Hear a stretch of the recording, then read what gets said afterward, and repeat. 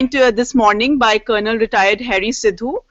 He possesses a rare combination of experience, equally varied on executive as well as on design aspects of structures.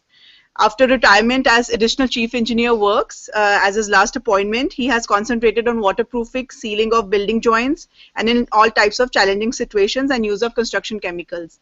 Actually, he is a BSc in civil and an MTech in structures from IIT Bombay, with the membership of many professional bodies like Fellow of Institution of Engineers and Life Member of Indian Concrete Institute.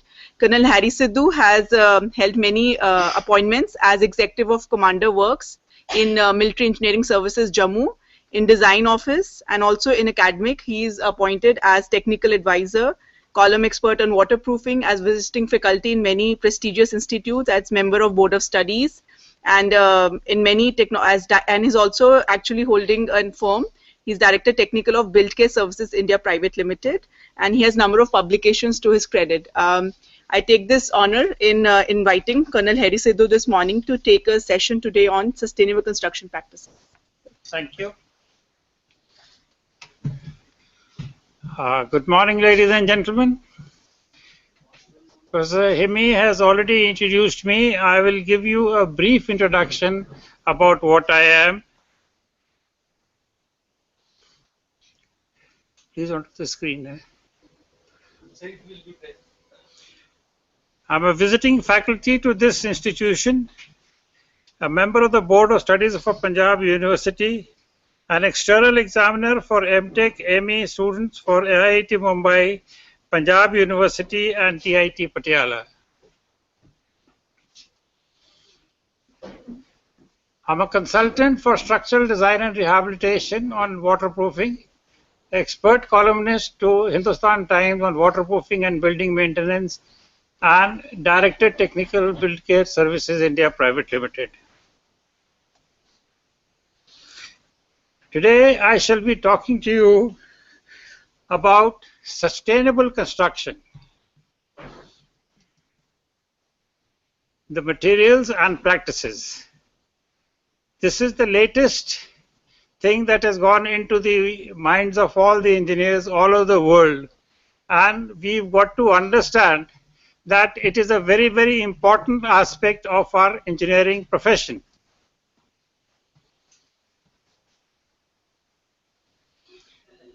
We have got a finite world, and that world needs protection. That is what is the aim of my talking to you this morning. We got to understand as to what is sustainable. Sustainable is something which can survive. We can purchase anything, we can acquire anything, but whether we are able to go along with its normal requirements and live with it is the most important thing. The definition of sustainable, as per the Wikipedia, is the sustainable development is an organizing principle for human life on a finite planet. Finite means it is not unlimited, in which living conditions, resources meet human needs without undermining the needs of the future generations. We can live with it, but whether our future generations will also be having those resources, that is the main aim. That is how the Wikipedia, the open dictionary, describes it. Then there was a Birtland Commission ordered. They gave out the definition as sustainable development is the kind of development that meets the needs of the present, without compromising the ability of the future generations to meet their own needs. That is how the Birtland Commission way back in 1987 defined it. And now we are all started thinking about it. Now, talking of sustainability, there are three major pillars of sustainability, and those three pillars are environmental, socio-cultural,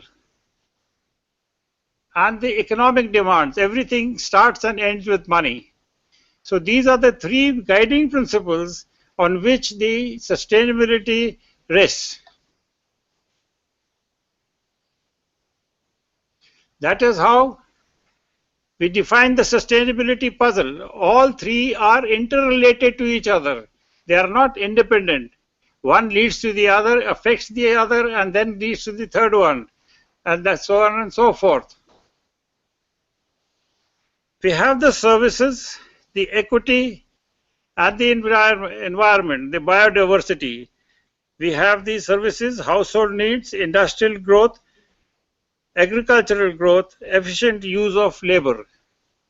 And in the equity, that's the money part, you have the participation, empowerment, social mobility, and cultural preservation. Biodiversity, that is the environmental, the natural resources, the carrying capacity, the ecosystem integrity, clean air and water. These are all interrelated in a very simple or maybe called a complex form to sustain what we have got.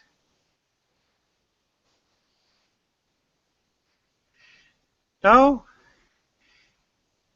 what does sustainability really call for? We've got to understand that the nature, the resources are limited. They are not unlimited. So utilize those resources in the most efficient manner. And one of the most important aspects is the thermal insulation system. The thermal insulation is very, very important. The solar system imparts so much of heat. Our mechanical devices, they produce so much of heat that that heat is produced, and then we spend crores and crores of rupees to eliminate that heat on the air conditioning system. So we've got to think of something that the initial effect is reduced, and that is where the aspect of thermal insulation comes inside. What does that stand? Regulating the thermal transmittance of inner facade or roof by using materials to reduce heat loss through conduction, convection, and radiation. These are the three principles right from the very beginning, from our time that we started learning about science, that this is how heat is conveyed. And we've got to find out how to reduce the ingress of heat and how to reduce the loss of heat. Either way, it depends upon whether we are dealing with a cold environment or we are dealing with a hot environment. And these are the basic three methods, and we've got to aim and target these three systems to control the ingress and or outgress of heat energy.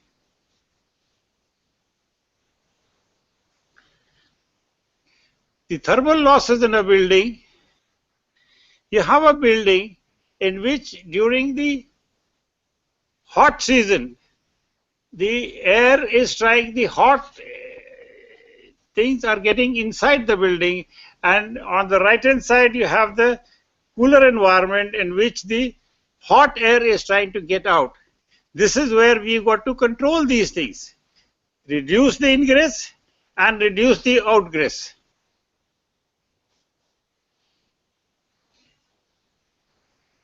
So we cannot stop it, but we can definitely try to reduce it. The ingress, the larger amount of heat coming inside, we have the smaller amount of heat getting actually inside. That is where the thermal insulation comes into play. Then you have, during the winters, you have the cold thing trying to get inside, but it is the hot portion which is trying to get out. We are trying to reduce the exit of the hot air and gases. Now, this is just giving you a pie chart to give you a rough idea as to what role various parts of the building or the various things in the context of our building environment, they play a role in the gain or loss of heat energy. Now, The normal impression that we all gain is that heat is coming into our building only from the roofs. So people are interested only in insulating the roof. It is not really so. If you look at this pie chart, you have the roof is contributing to only 20% of the heat gain or loss. Rest of the heat is contributed 6% by walls, 30% by windows, infiltration 6%, duct gains 12%, duct losses 10%, and appliances that we are using amount to nearly about 16% of our heat energy. Now we got to understand that if we have to save on this insulation, we've got to control each one of these, and then only we will be able to achieve thermal insulation. This by no chance is an absolute value. This is only giving you indicative idea as to what is used where, what contributes how much to the heat loss.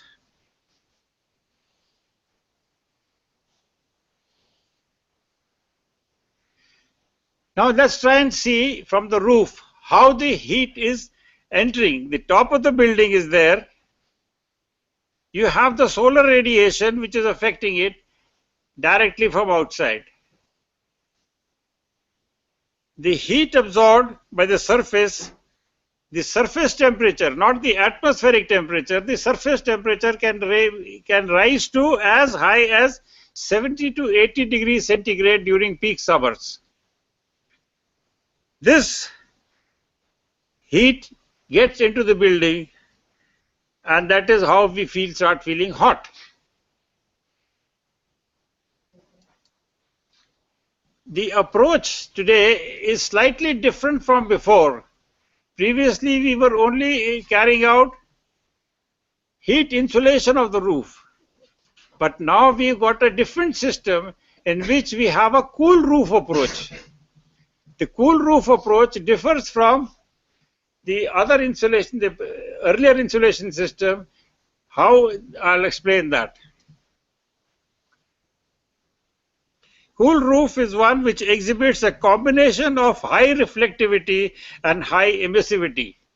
Reflectivity means it reflects the heat back into the atmosphere, and emissivity, whatever heat has gone inside the building, it is able to emit it out. So it's a combination of the two things, and that is what makes the roof a little more heat efficient.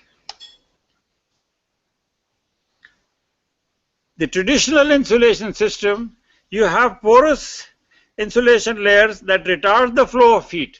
That is all that happens. We have got some, like you wear a sweater, you wear a coat, you use a blanket or a quilt, that is not doing anything other than retarding. If you were to be put in a cold storage with all that clothing, ultimately you will start feeling cold. It is only retarding. There you have the top of the building, the solar radiation it is affecting. The same thing, 70 to 80 degrees temperature, the heat gain will be there. And the thing, retarded ingress, it does not stop. Say initially for an hour or so, the heat will be conveyed less. But as you will notice that during summers, maybe during the afternoon, peak afternoon, you're not feeling that hot. But as the evening comes closer, your room becomes hotter. Because by that time, the equilibrium has been maintained and heat starts flowing inside the full extent because the whole thing has got heated up. The cool roof concept differs from this. How? Top of the building, the solar radiation is coming. It has got what? Reflectivity. Because of the reflectivity, it reflects back part of the solar energy. You understand? So, part of the crowd that was trying to hit the place has been sent back. You understand that? So that is the first concept of reflectivity. Our cool roofs are supposed to be reflective so that the effective load on your roof gets reduced. Then you have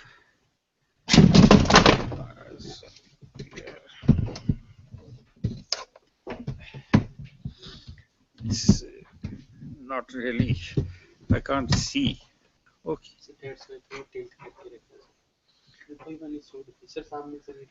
वो छोटा वाला बहुत दूर है फिर.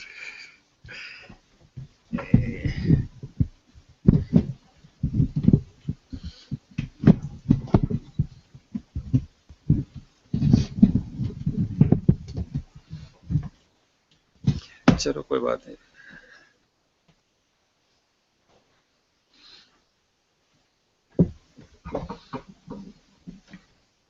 Right. Sorry for the interruption. The cool roof will reject heat absorption by reflection, emission, and low conductivity. So we have seen the first part, reflectivity. Then you're coming to the second aspect is the retarded ingress of heat. Now the cool roof approach uses systems which retards the ingress of heat, so lesser amount of heat is coming inside. And this over a period of time will stay less, because by the time the system gets heated up, the sun would have gone down and the load input will start getting reduced. So that is, you have the retarded heat ingress. So this is the difference between, you got to understand the difference between ordinary insulation and cool roof approach insulation. This is exactly in a more diagrammatic manner. The same thing is explained with the help of a sketch.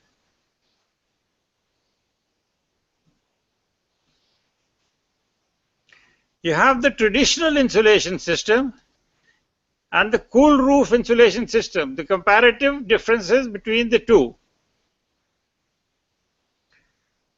The traditional insulation acts only as a heat trapper, you understand that. Whereas the cool roof insulation rejects heat absorption by surface. This is the most important difference. Tackles heat transfer by conduction only. You have three modes of conduction of heat: conduction, convection, and radiation. This is looking after only the conduction part. The other two parts of heat transfer are still active. Whereas in the case of a cool roof insulation system, they tackle heat transfer by radiation and conduction. Convection is not involved in this because this is not a fluid. So the other two are looked after by this aspect.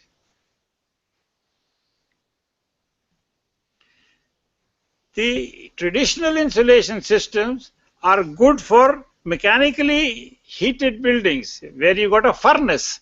There is a furnace which is going inside the factory. Now obviously you got to pad it.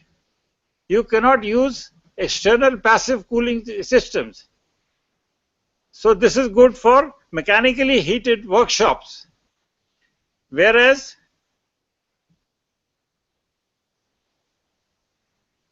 the cool roof insulation is used for need of the tropics, where you want the heat to reduce from getting inside. Just to give you an idea as to what is the reflection, this is a coated roof with a heat reflecting paint. This one is white in color. There could be some light pastel shades.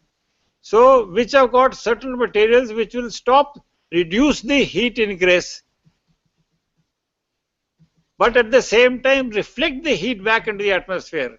If you go and stand on top of a roof coated with this during hot sunny day, you will not be able to look at it.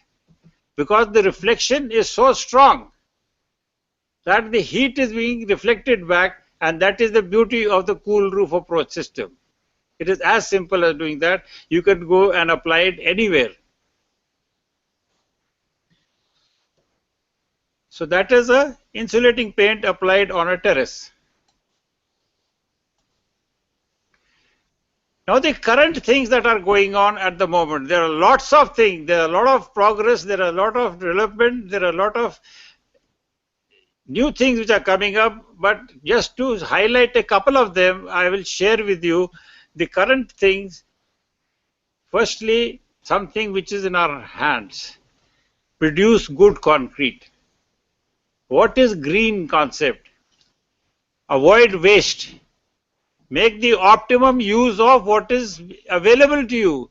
So the first thing that you must do to achieve sustainable construction is a self-explanatory thing, is to produce good concrete. If you produce good concrete, your concrete structures will be more durable, they'll be more sustainable, they'll be more cost effective, lesser amount of load on your environment.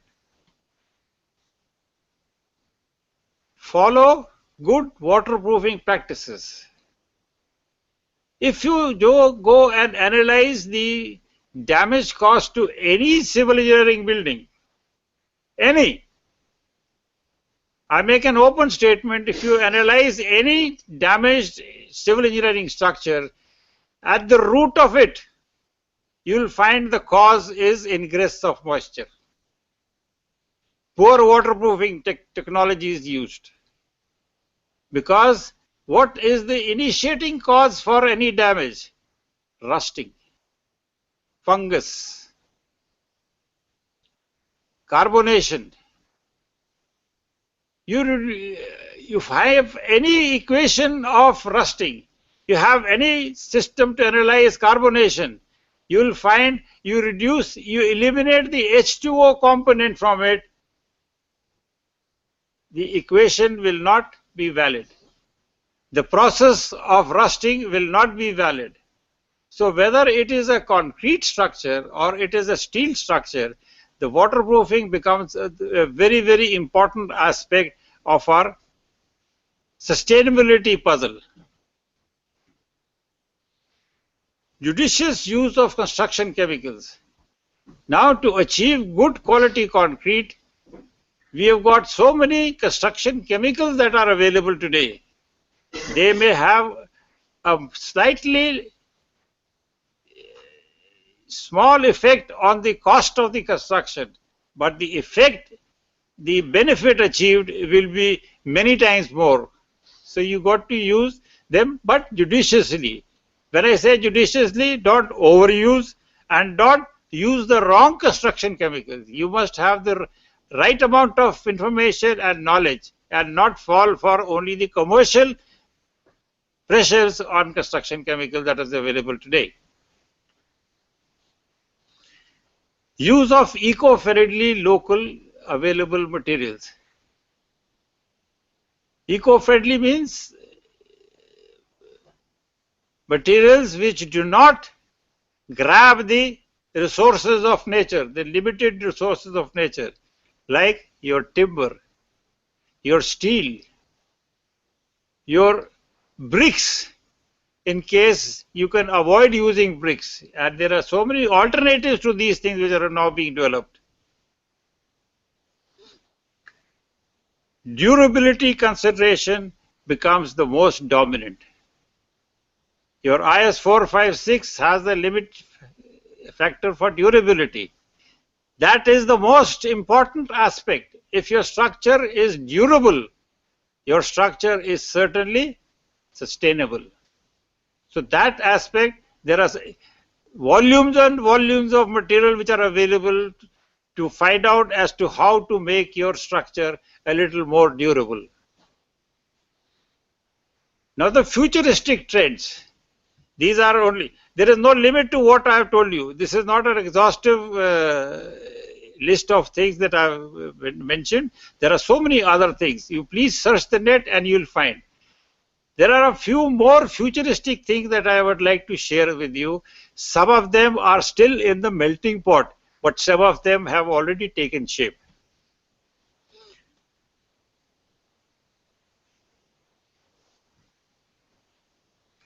First and the most important is the propagate tower.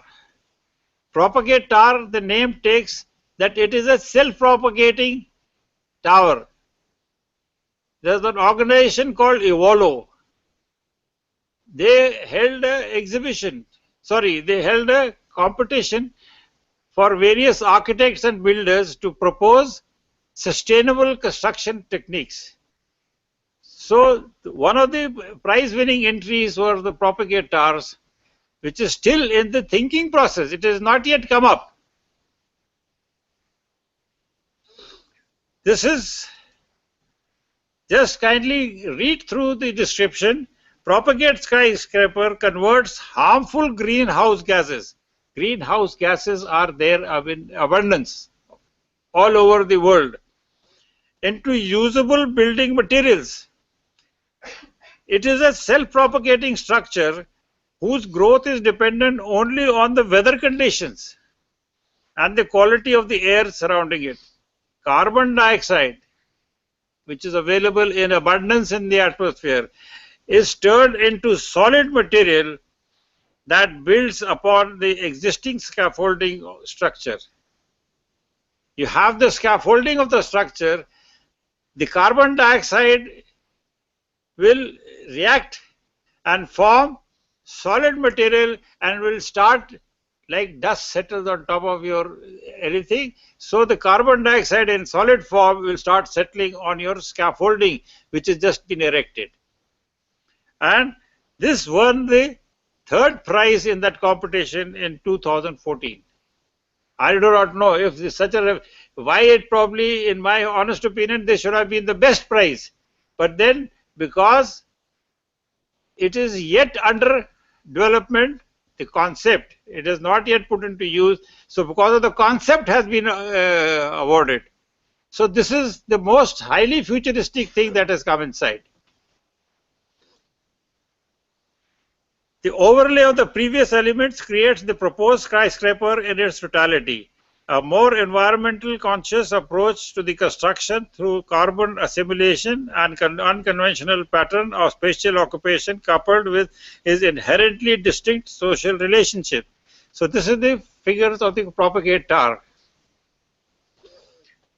Now spray on coatings. Now these are the certain things which are already there. Spray on coatings are just reflective coatings. You have footpaths in the gardens or poorly lit up areas. You don't need to provide light points over there. You all only need to know where is the path leading to. So you have a reflective coat of paint which is coated on that on the sides, so that the pedestrians can guide themselves through that path. So what is sustainable in this? You have avoided the use of electricity and any power to light up that structure. So this is the spray-on coatings.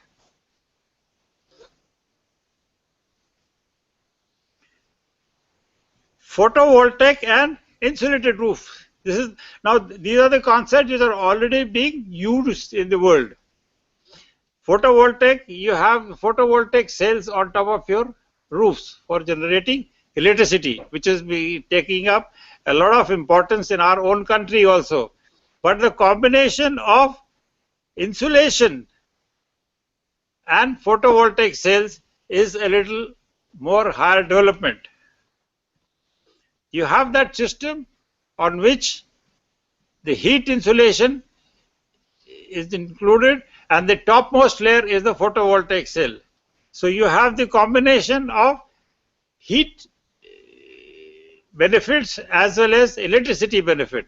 So this is again a very interesting thing which can be adopted in our own country also. The looks are also beautiful, right? Integrated solution of photovoltaic and thermal insulated roofing. Carbonization of softwood. We've got shortage of good hardwood for building material, but firewood and softwood are available in abundance. So there is a process being patented by a firm which is called the carbonization process, which makes ordinary softwood into hard building material worth wood. So this has also been developed. You have,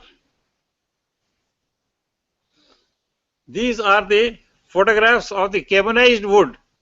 That is the normal softwood which we normally do not use for building materials, for exteriors and other things, which by the carbonization process has been used in the case of building works.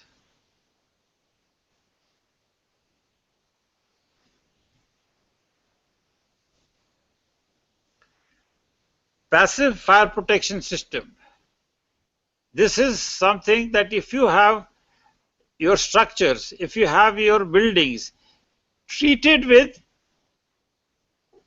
anti-fire measures inside, coated, which reduce the losses, cannot prevent the ingress of fire, but will reduce the losses because of fire. So this is the passive fire protection system which can be coated on all your interiors so that your losses because of fire. So this is also a step towards sustainability. It sustains a longer life by saving our costs.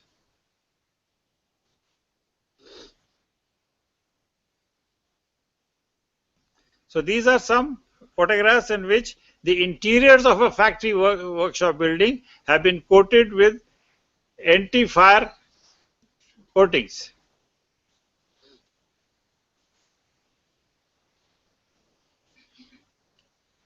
Thermosteel panel systems.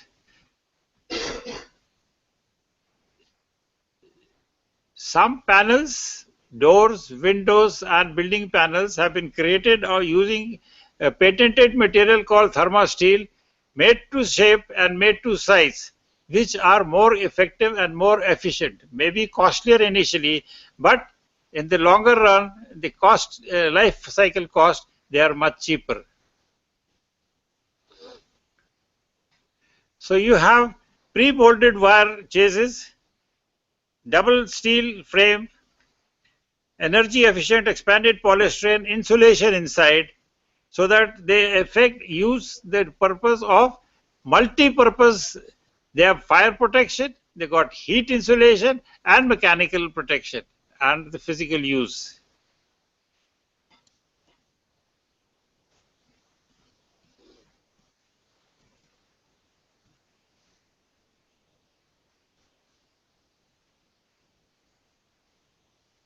These are some of the other photographs where the thermosteel panels have been used.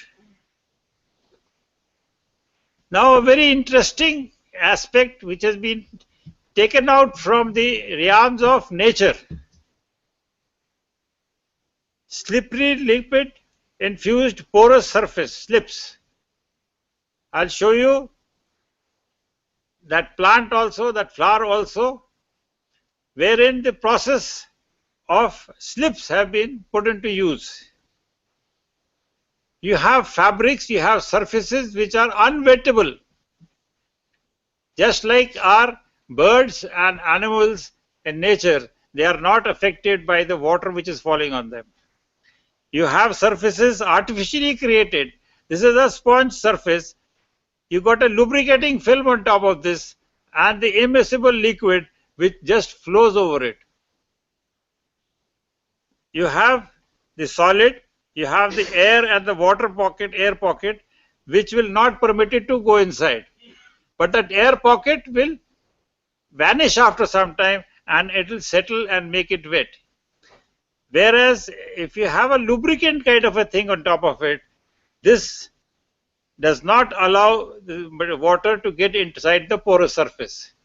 So you reduce the cost of waterproofing in this by using this kind of a system.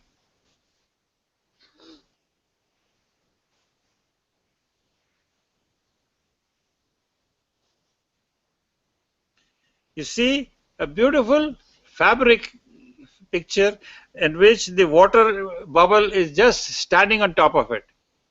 These are some materials which are already becoming increasingly available in advanced countries.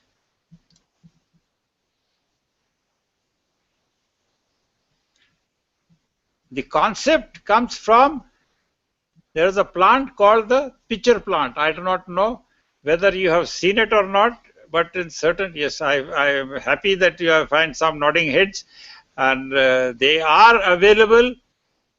So the concept of the inverted thing,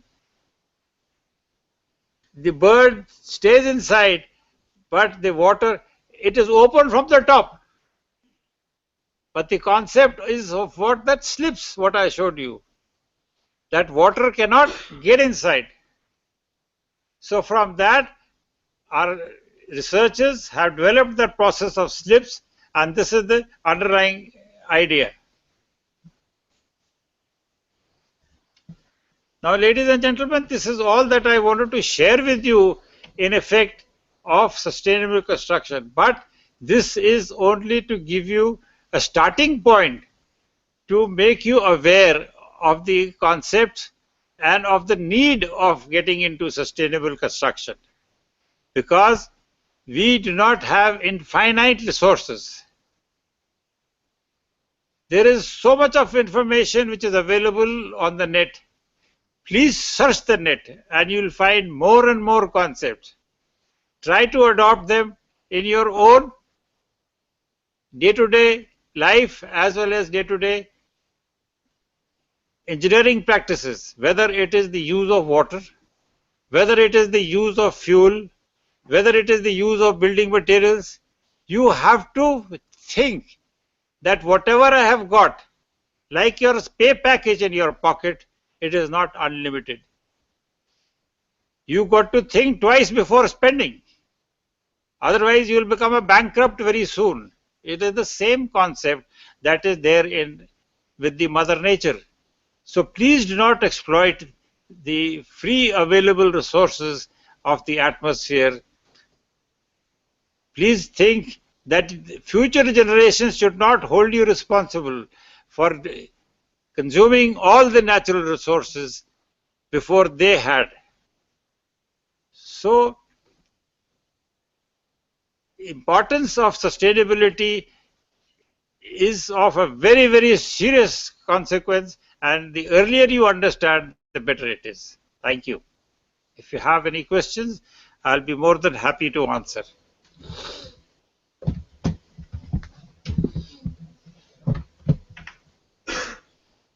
Indus Institute. Hello, sir, do you have any questions? My request is, I have a hearing disability, so please answer your ask your question slowly and deliberately. Economically relation with that. What is the economical aspect of these particular insulating materials? Somebody could come and repeat that question. Sir, I am from Indus Institute of Technology and Management, sir. Yes, sir. Hello. Yes, sir, you are audible. Continue with your question. Sir, which method is better for according to economical aspects? We have discussed different method for insulation of our roof. Which one is better for economical aspects? They are asking which method is better. Come a little closer and explain to me. You know my. Sir, they are asking economical which method is better for such. What are the materials? Yes, sir. You are telling about insulation. So they are asking which method is more economical. Different methods. Sir, which method? Different methods or different materials they are using for this. Don't raise your hand from there. Please come and go closer. And Sir, he is asking which method out of all the insulation methods is more economical. my friend, you're talking of the economy part of the two things. Firstly, let me answer what is more important. Economy is of no consequence in case it does not serve your purpose. You put on a cloth which tears in one day and does not cover yourself from heat or anything, does not look good. Even if it is given to you free, you will not wear it. Anyway, as far as the cost is concerned, the costs are definitely cheaper if you go in for a heat reflective coating alone. It is cheaper than the cheapest of the heat insulation system, any of the heat insulation system, even if you are using brickbat Coba. Now let's try to compare with what we are comparing. Brickbat Coba is the most commonly used heat insulating coating. It is not heat insulation. It is pure dead weight on top of your structure. It does not reduce the heat flow by even 1%. So the cost of brickbat Coba, even if it is zero, is of no consequence. It is of a harmful nature. Whereas a heat insulating coating could cost you in the range of about 20 to 25 rupees a square foot, which is cheaper than the cheapest insulation coating, and it is going to be effective. Now the question that is raised against heat insulation coatings is that it is a coating and it will wear off. Initially and incidentally and seriously speaking, it is supposed to be done on non-approachable roofs so that the effect of wear and tear is not there. But ladies and gentlemen, I ask you a very simple question. Which is an approachable roof in today's context? Even places where people spend lakhs of rupees on using glazed beautiful tiles on their terraces, nobody ever gets out and sits on them. The air-conditioned environment has made us so soft that we do not use our terraces. So 90% of the roofs are capable of using your heat insulation coatings. I hope that answers your query. Okay, sir. Thank you, sir. Sir, which type of paint we use for coating of roof? Type of paint, sir. Type of film. These are not films, they are basically polymers, special type of polymers, like any polymer that you may have come across in your waterproofing treatment. But the formulation is different. It has a component of titanium oxide, it has a combination of some other materials which imparts it a little air void, this thing. That I'm not going into it. But it is just simply brush painted over the surface. 2 coats of brush coating is more than enough to last you for against normal wear and tear for a period of 5 years. My friend, even for your normal house, you get the recoating of paint done every 5 years, if not earlier. If you have to recoat your surface with a insulating coating, after a matter of 5 years, at a cost which will not be 20 rupees then, it will be much lesser because you will not probably need 2 coats. You will probably need only one simple coat. Is very, very cost effective. Hope that answers your query.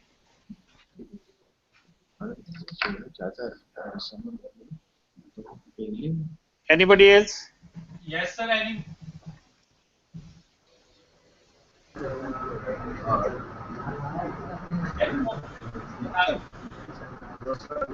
Hello, sir.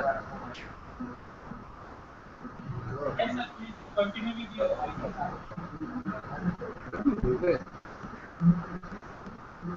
Yes, sir. Ask your question, sir. Siddharth? Hello. Hello. Yes, sir. Sir, we are talking about the cool roofing system. Yes, sir. We are allowing the sun, the radiation to reflect out into the atmosphere. So will it not affect the outer atmosphere like other animals and birds living around on the trees? Sir, he's asking that we are using the cool roofing system in which we are using reflective paints and all.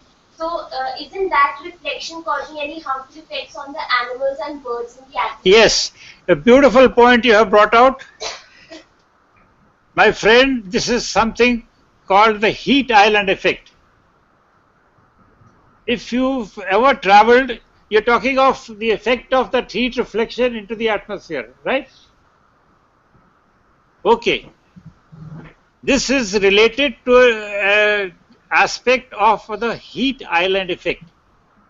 If you have ever noticed, if you're traveling from a built up area to a vegetated area, particularly on the coastal sides, you'll find that as you travel, you'll find the temperature falls and you can physically feel that change in temperature. I wonder whether you have ever observed that kind of a thing while driving on the road.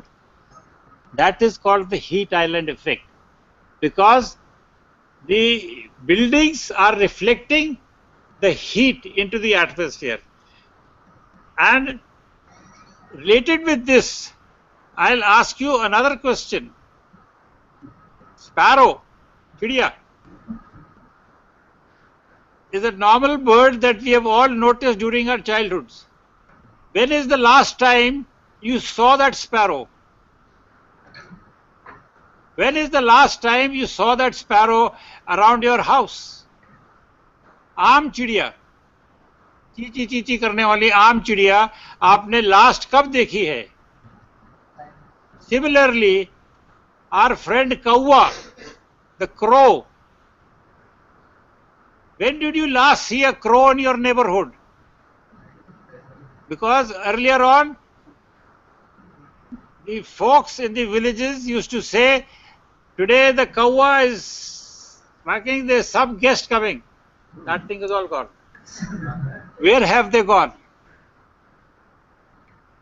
Ladies and gentlemen, because of this is the rapid urbanization of our environment, the heat island effect, the birds, we can adjust ourselves to the changes of temperature by putting on the air conditioner, by putting on warm clothing, by putting on the heaters. We do not adjust to the atmosphere is made to adjust to us. But this flora and fauna, they cannot make that adjustment. You've heard about the migratory birds who fly across continents depending upon the climate. That is called the heat island effect. Because of the rapid urbanization, the temperatures and the environment have so vastly changed that the environment for these birds and animals does not exist. Now coming to your question, reflecting of heat. Firstly, please tell me, are we creating any heat which is being reflected? जो सूरज से आ रही थी उसी को वापस दे दिया उसी सूरज को, हमने प्रोड्यूस नहीं करी.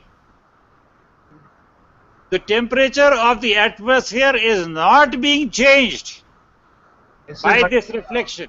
I hope you understand that difference. The temperature will change only if we got a furnace which is blowing into the atmosphere. We are avoiding the heat. We are actually avoiding the heat that is already needed to get into the building, and we are reflecting that outside, sir. We are doubling the heat, the heat of the reflection, and this might cause more heat, no, sir.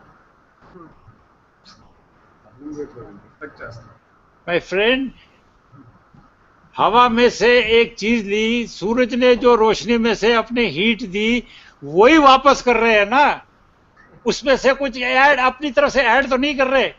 Yes sir, वो ही वापस कर रहे हैं, लेकिन आम heat नहीं है ना सर. वो दो मिरर लेके एक ही पॉइंट में फोकस किया तो हीट बहुत हो जाएगा ना. Friend, you're not trying to understand the difference. The question is if we were adding on to that heat. We are not adding to that heat. We are only avoiding that thing from hitting our structure. If in the case of a rain, you wear a raincoat to protect yourself, the pressure on the atmosphere is not changing. Because the rain which was falling is still falling on the ground. It's still going. The amount of water that was falling from the clouds does not change by deflecting it away to some other place. Similarly, I am only deflecting that heat. I am not adding to that heat. You're not understanding, trying to understand that subtle difference.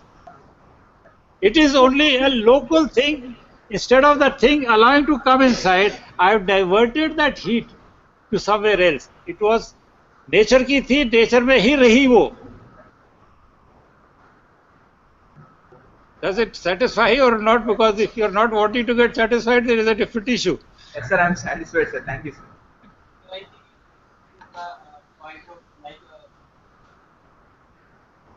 वो कहना चाह रहे हैं कि अगर हम जैसे mirror पे कोई heat focus I think sir वो कह रहे हैं कि जैसे हम मिरर पे कोई फोकस करते हैं हीट को तो वो एक पर्टिकुलर पॉइंट पर ना ज्यादा जनरेट करती है हीट. तो I think he is mixing with that concept.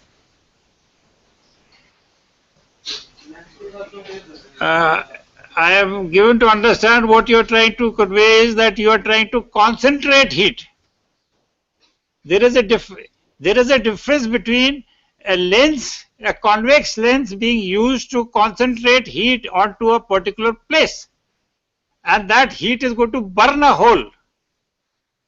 Is that what you are trying to convey? My friend, we are not doing that. We are not using any lens to concentrate.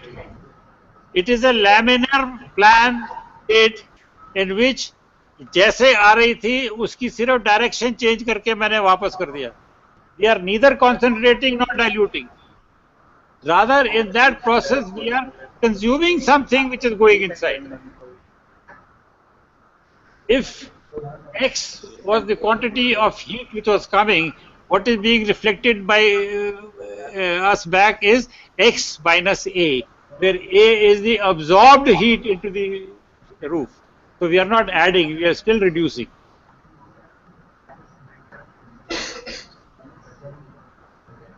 Is that all right?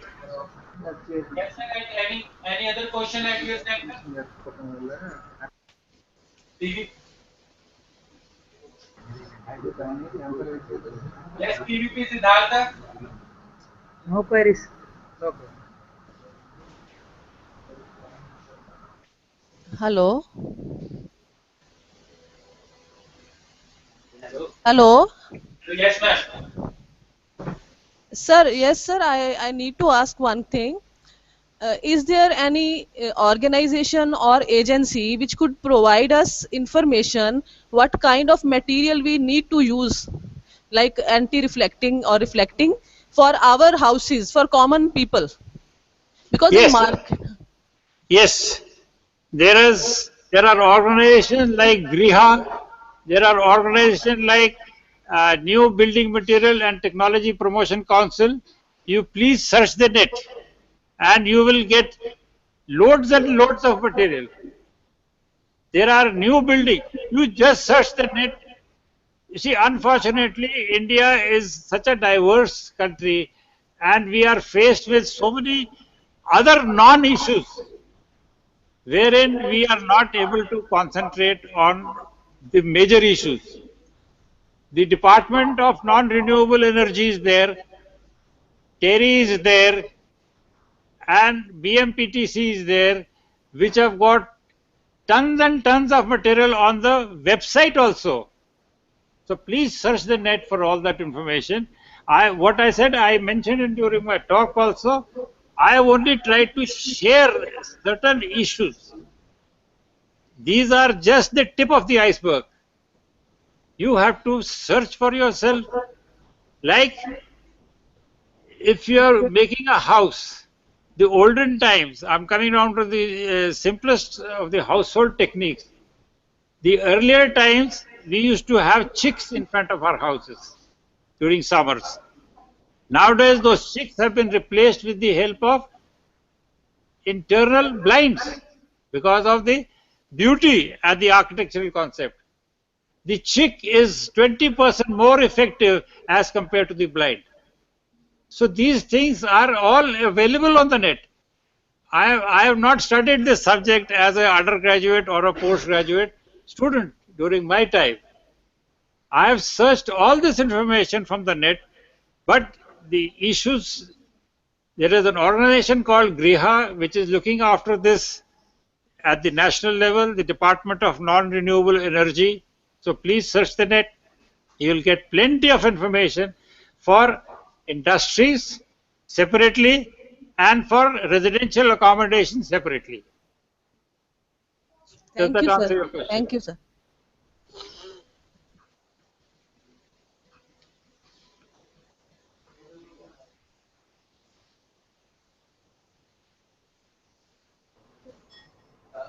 At Madhya University,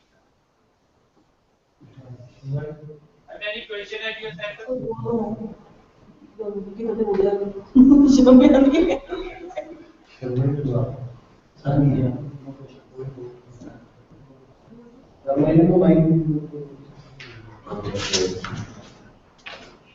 Sir, no questions from Madhya University, sir. Thank you very much.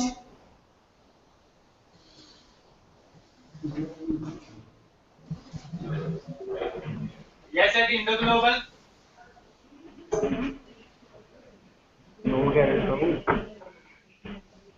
Don't have to ask a question for the sake of asking. If you have a doubt, please, you're welcome.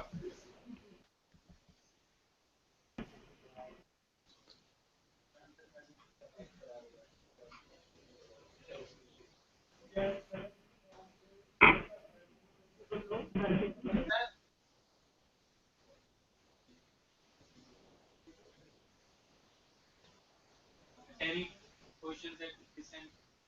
Anybody from the audience here? Sir, we spoke about the heat island effect and how it is harmful. Are there any ways to reduce the heat island Say again? effect? We talked about the heat island effect and how it is harmful. So, is there any method how we can reduce the heat island effect? What is harmful? Heat island effect. Heat island effect. Now heat island effect.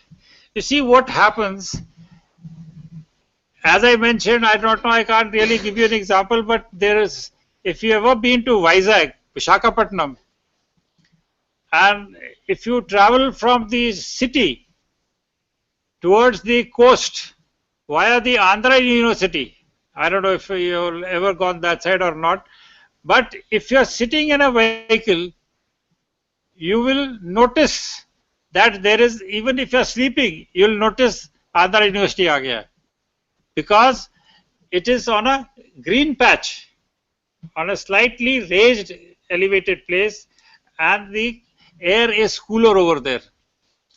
Now, we human beings can tolerate that because our systems become adaptable. But the birds and the animals are not able to tolerate that. So that is called an island of heat. So that is an island that is created locally. And that keeps maintaining itself because the thing down below is the same. It is not changing unless the sun goes down or the wind starts flowing, which disturbs this thing. So that is where I give you that example as to why the birds, the chidiya and the crow have vanished. Because the temperature in which they can survive, because they are made by nature in such a manner that they do not have a vast variation. You find different birds are there in different parts of the country depending upon the temperature and the climatic this thing, right? Now everybody is talking of save the tiger. It's a big national issue. Save the tiger. Ladies and gentlemen, save the tiger is not by making slogans. You are destroying the atmosphere in which the tiger can survive. The Chhatbir, if you go to Chhatbir, is the temperature over there any different from the temperature in Chandigarh? Hardly any. So the poor tiger can't do anything. The atmosphere in which he is supposed to grow. Why the forests of Gir? Why near Pantnagar you got a tiger sanctuary in Uttaranchal? Why are the tigers concentrated in those places? Because there the climate and the environment suits their upbringing. But now with the rapid urbanization everywhere, that climate is changing. So by making only slogans and putting posters that save the tiger, tiger will not be saved. Because the tiger is not getting the right environment. So this is what is the heat island effect. It is only a terminology which has been used in this thing just to explain that islands of heat, that heat could be cooler or hotter in a particular place. So in that particular pocket, the birds and the animals which are not acclimatized to that kind of a temperature cannot survive. And that is one good reason why the crows are not visible and why the birds are not visible. You all are knowing about the migratory birds. They travel across the continents. It is just because of the heat island effects. Because during a particular point of time, the temperatures over there, now that heat island is on a global basis. What I'm trying to give you a very minuscule example of a town where we can visualize it. But the heat island affects on the global nature also. When it is summers in our part of the country, there are peak winters in some other part. So those are local, globalized heat islands. So that is what we are trying to, on a smaller scale, we try to increase it. Anybody else?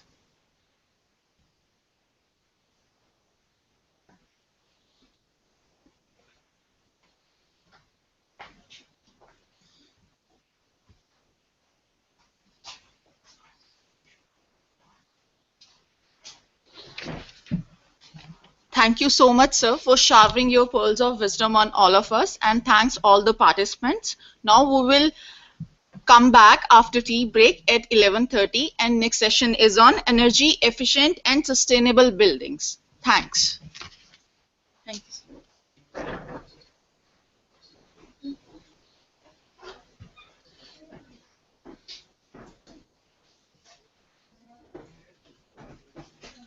Uh, my pen drive.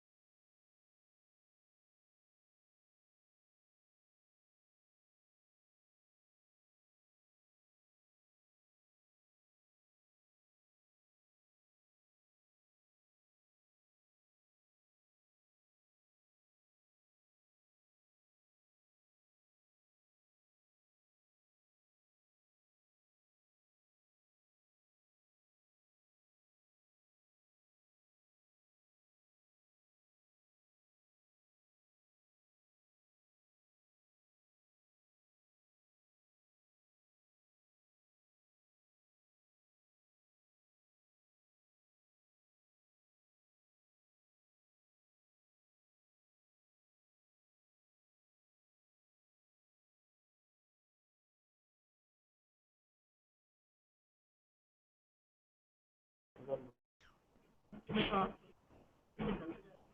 Break थोड़ी tea break कर दी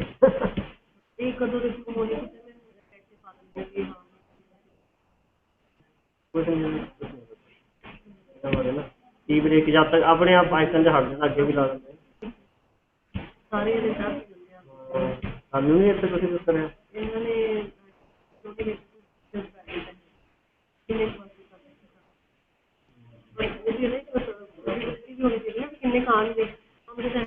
ਹਾਂ ਇਹਨਾਂ ਦਾ ਅੱਛਾ ਜੀ ਕਾਫੀ ਚੱਲ ਪੈਣਾ pipe ਬੰਦ ਕਰ ਦੋ ਮੈਂ ਉਹਨਾਂ ਨੂੰ ਬੁਲਾਉਂਗੀ ਕਿਸਾਨ ਬੜੇ ਵਧੀਆ ਬੈਠੇ ਸੀ ਆਰਾਮ ਨਾਲ ਕਈ ਬੰਦੇ ਸੁਣ ਤਾਂ ਬੜਾ ਵਧੀਆ ਰਹੇ ਸੀ ਕੁਛ ਅੱਛਾ ਹੀ ਦੱਸਦਾ ਹਾਂ ਬੰਦਾ ਬਹੁਤ ਅੱਛਾ ਬੋਲ ਰਿਹਾ ਮੈਂ ਤਾਂ ਸੈਕਟਰ ਅਟੈਂਡ ਕੀਤਾ ਸੀਰੀਜ਼ ਬਣ ਅੱਛਾ ਇਹ ਟੀਵੀ ਬਣ ਹੈ ਉਹਦੀ ਆਪਣੀ ਸੀਰੀਜ਼ ਬਣ ਰਹੀ ਰਿਕਾਰਡਡ ਸੀਰੀਜ਼ ਅੱਛਾ ਦੇਖੋ ਬੰਦੇ ਨੂੰ ਸੁਣ ਨਹੀਂ ਸਕਦਾ ਅੱਛਾ ਜ਼ਿਆਦਾ ਉੱਚਾ ਸੁਣਦਾ ਬਹੁਤ ਅੱਛਾ ਇੰਜੀਨੀਅਰ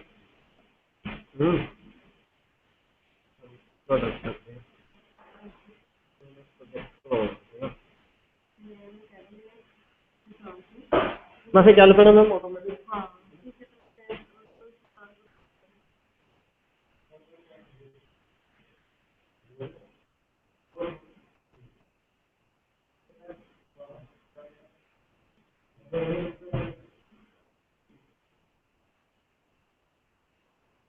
मैम देखो ये सारी चीज़ें तो पता है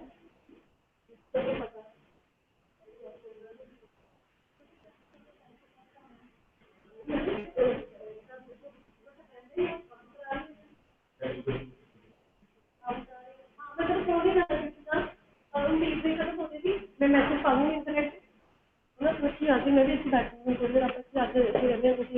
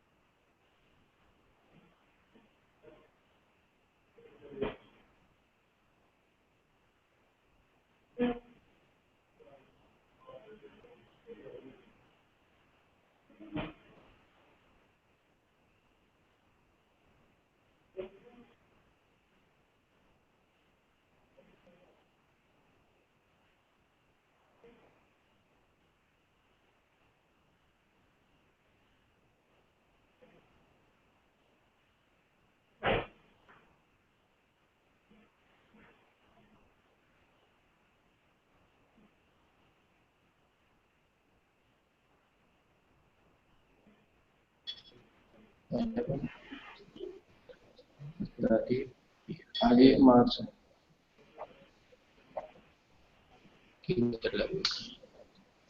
चलिए हम लोग चाय पिए नहीं चाय पी लिए टीवी शुरू होने वाला ये आ गया ना दो बंदा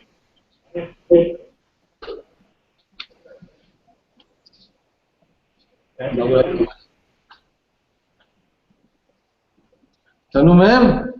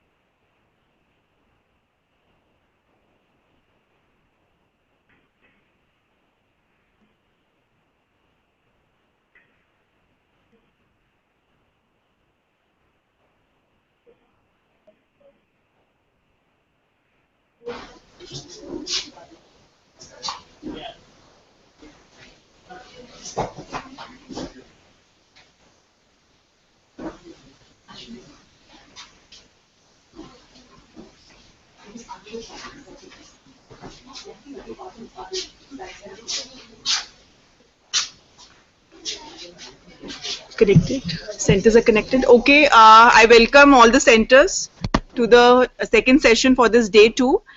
Friends, we have amongst us architect Jeet Kumar Gupta. His professional experience spanning over 45 years in architecture, urban planning, architectural education. He's a fellow of Indian Institute of Architects and Institute of Town Planners, a graduate in architecture laws. He has masters in city and regional planning, public administration, and an advanced diploma in Gandhian philosophy. Also management of urban development UK with distinction of standing first in the university in city planning. He's the past chairman of Board of Studies of Architecture, also member of the postgraduate built environment in the Punjab Technical University.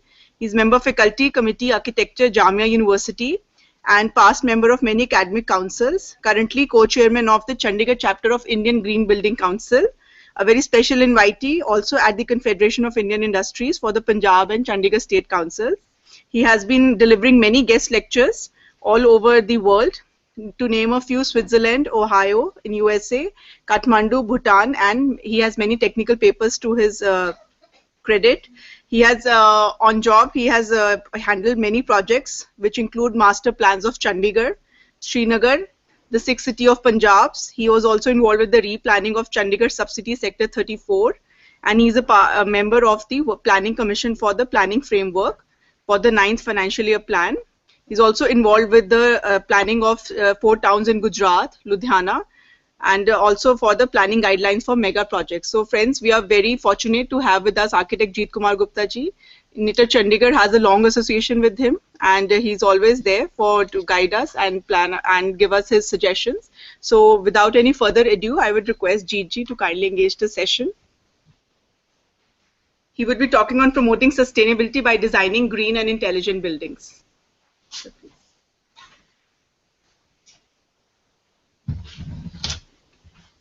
Thank you, Himi. I think it's both an opportunity and a pleasure to talk on subjects which are so relevant and for so important, considering the criticality of the subject. I'll be talking about sustainability by designing green and intelligent building, and accordingly the focus shall be on the building itself. I think we have to understand that buildings are critical because they are the leverager of economy, efficiency, and also resource consumption.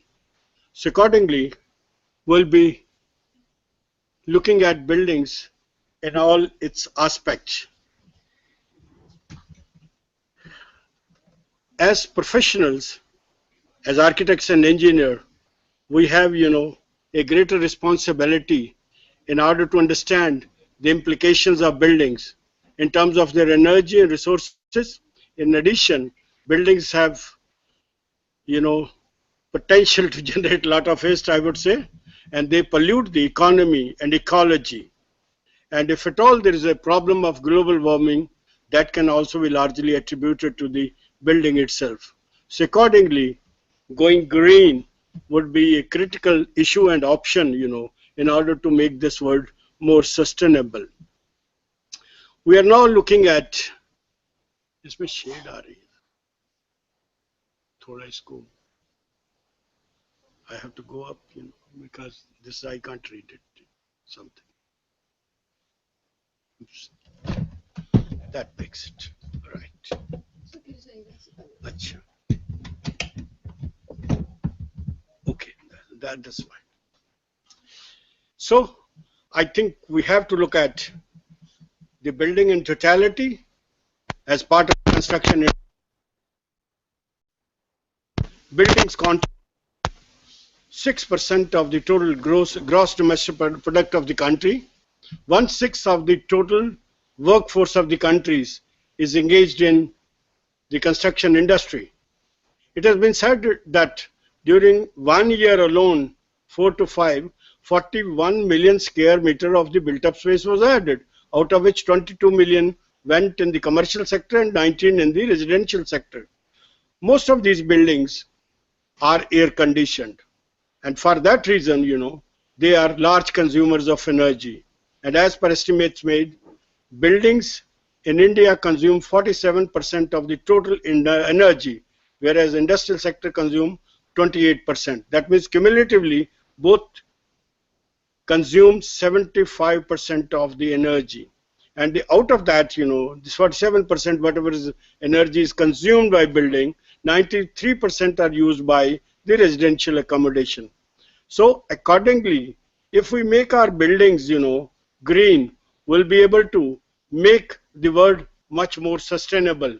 Within the building itself, there are two sectors, lighting and air conditioning, which are, considered to be consuming a large number of industrial energy units. And it's been said, if you design these buildings with energy efficiency, you can straightway save 40% of the energy consumption in India. We look at the energy consumption pattern, and we can see, energy consumption pattern are varied. And we have seen, they in the developed worlds, which house only 30% of the population, they consume 22% of the population, and they consume 70% of the energy, whereas the developing worlds like India, which have 78% of the population, they consume 30% of the total energy. Energy consumption in the developing world like India, they are rising because we are heading for industrialization, globalization, and we are going for more liberalization of economy. If you look at the per capita consumption of energy, we find a Chinese consume 3.5 times more than what an Indian consume, whereas an American consume 11% more energy than an Indian. And if the global energy consumption pattern you look at, half of the total energy in the global context is consumed by building.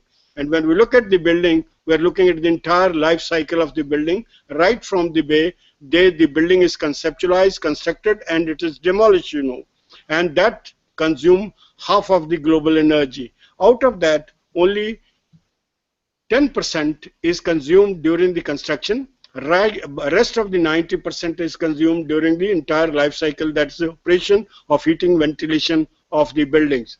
So buildings are the largest consumers of energy. And if we focus on building, make them energy efficient, surely we can reduce down the energy consumption in the world. And this is what the global representation. And if you look at globally, we find, the building and the transport sector, they too are the major consumer of energy. It's said, 85% of the total energy is consumed by agriculture, transportation and building. But they are the global figures. They are not applicable to the entire, each and every country. Each and every country has its own social setup, economic setup, and the pattern of development, which determines differential, consumption of energy in different sectors. In India, agriculture consumes much more than what, it is consumed globally. But what UNO figure says, 70% of the total energy is consumed by buildings and transportation. So if we can reduce the transportation within the city, and also, we make our building energy efficient, surely we can cut down the energy consumption and also reduce the global warming itself. We look at, what are the implications of the building. I think building are, as I have already said, buildings are large consumers of energy. In fact, 1/6 of the total fresh water withdrawal is used by building itself. 1/4 of the wood harvested goes into the making of the building. 1/3 of the energy, consumed, the raw materials, they go into the building itself. And half of the total energy consumption, as already said, is by the building. In addition, buildings are responsible for 1/3 of the carbon dioxide emission, 40% of the solid waste generation, 50% of the ozone depleting chlorofluorocarbon, and 30% of the residents get sick, by the building. So if you look at this, building have wider implication, not only in terms of energy, but also in terms of resources and generating of waste, In addition, buildings have lot of, implication in making people, users healthy.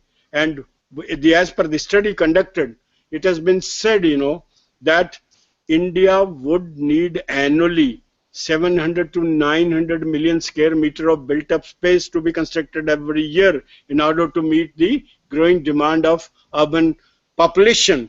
And that is the growth, that is the, built up area of Chicago city. So India will be required to create a Chicago city every year in order to meet the built up requirement. So I think we are not focusing on what has already been constructed. India is going to have much more challenge because of the larger urbanization, which has been estimated to be 590 million by the year 2030 and 800 million by the year 2050, So I think why we need to make buildings sustainable. I think the buildings in which we live, work, play, they protect us from nature's extremities, They are important for our health, and they are important, for maintaining the environment. So if you look at the entire context of the building, which range from designing, construction, use, refurbishment, demolition, reconstruction, they all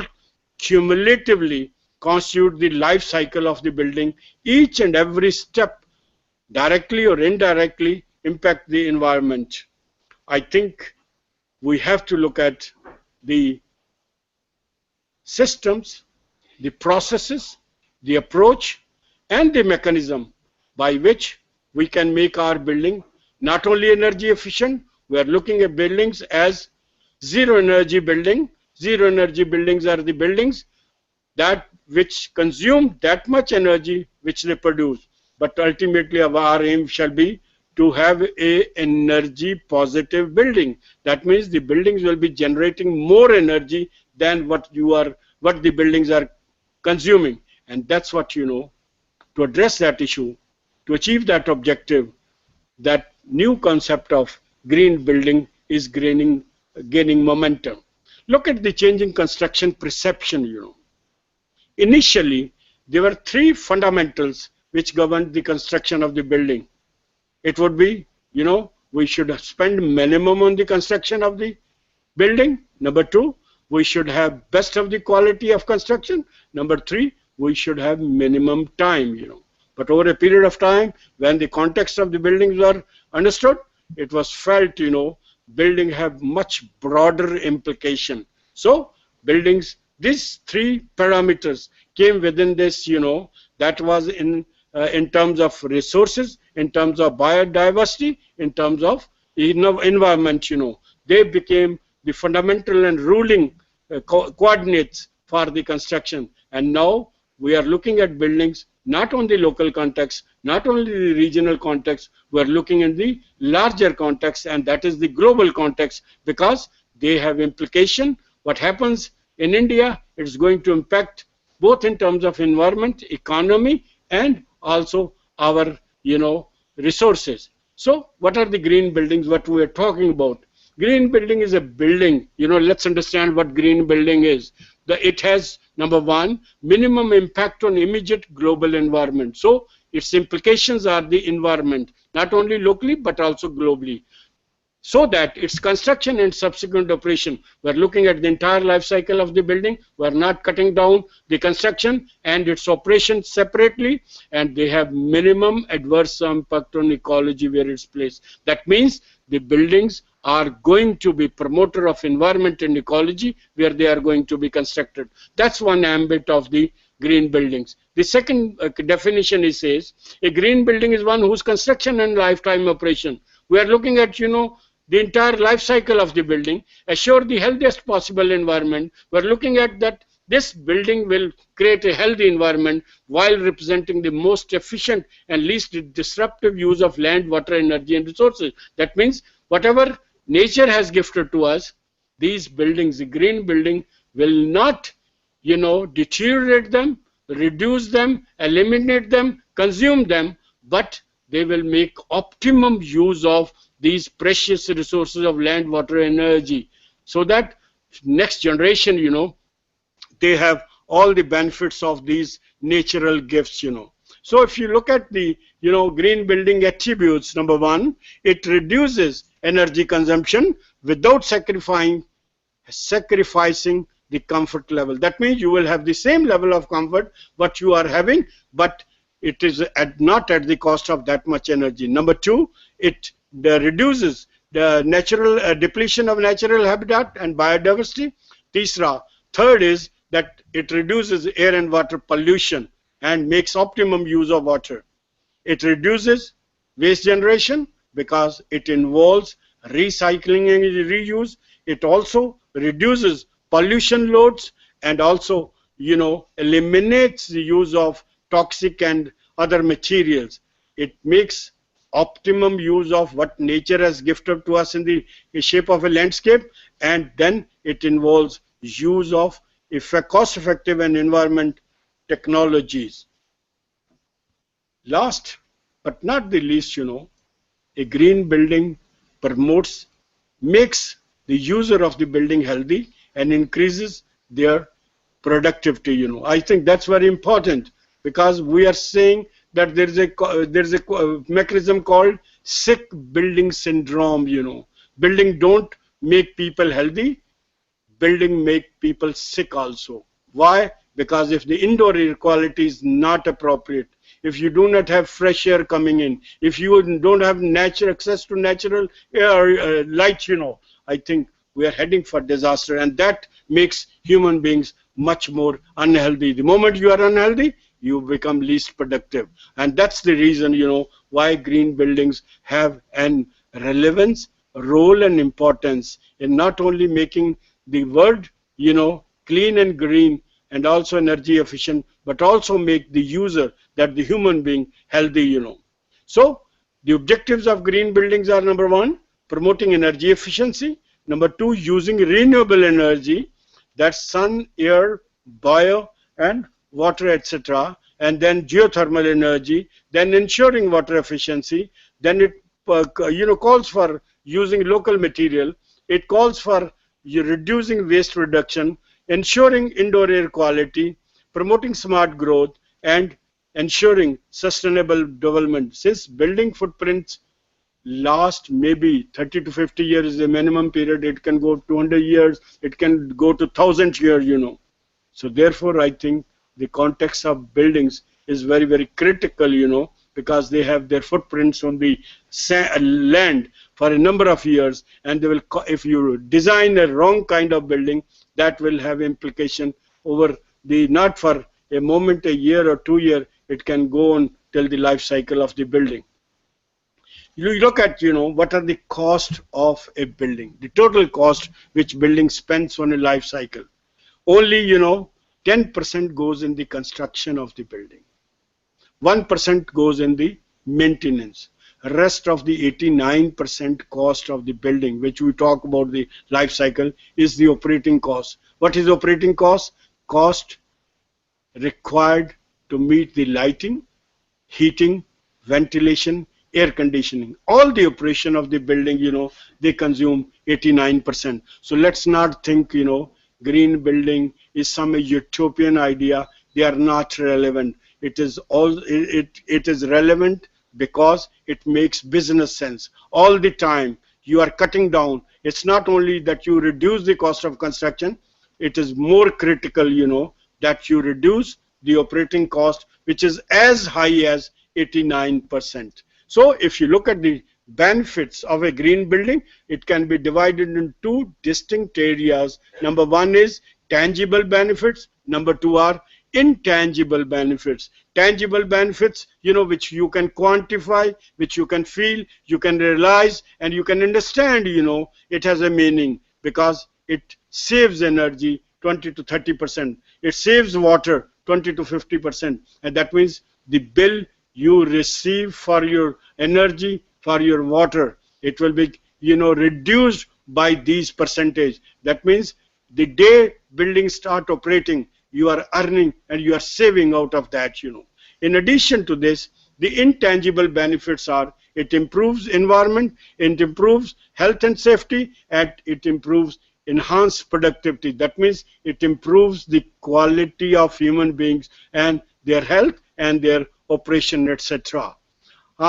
This is another, you know, presentation, that slide which tells you how much saving a green building in have. I have already talked about water supply energy, but let me tell you also, 1 million square feet of green building saves 8,000 to 12,000 tons of carbon dioxide, you know, emission.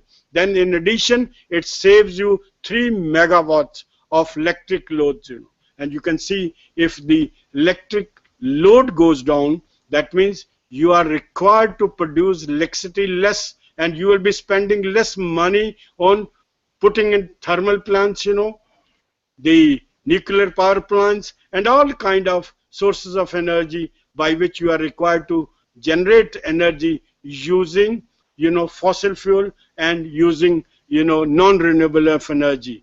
Once you reduce 70% of the, you know, waste, that means you are reducing pressure on the municipal body, that they will be required to lift less of, you know, municipal waste, and city will be much more cleaner and greener. And once you reduce the water consumption, that means the size of water pipes will be less, the size of, you know, disposal pipe will be less, the cost of the network will be less, and it will be beneficial not only to the owner of the building but also to the state, you know, because of reduction of electric demand, reduction of solid waste, and reduction of water requirement, you know. So cumulatively we can say green buildings have benefits both in terms of financial, environmental, and to the society. And all these, you know, arrows which are indicating downwards indicate the reduction in energy, carbon dioxide, water supply, and also the solid waste. The myth is, you know, the green buildings cost too much. Let's look at the buildings which have already been constructed, but of course they are costing more, you know, but you are looking at the life cycle. Whatever you spend, you know, you are going to recover. And let me tell you, the first building in the country which was constructed, that is CIA Godrej, Hyderabad, that's the headquarters of green building, that was constructed in 2003 with 20,000 square feet, a platinum rated building. The cost was 18% higher than what the normal cost was constructing that building. But the entire 18 percent has been already been recovered in 7 years. That means by the year 2010, the building has, recovered the money, excess money, so-called excess money, which it has spent.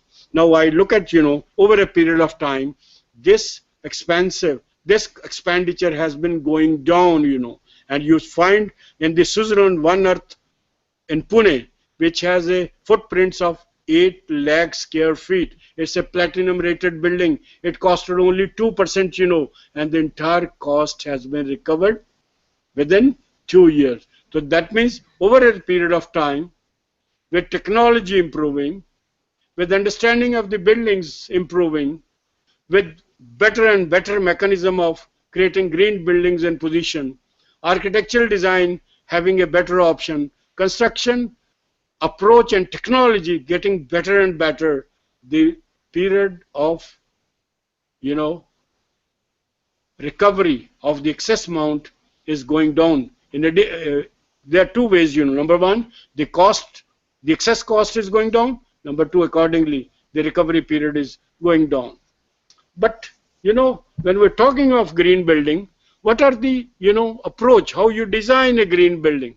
I think first thing is we have to change our attitude of what buildings are, how we approach the building design.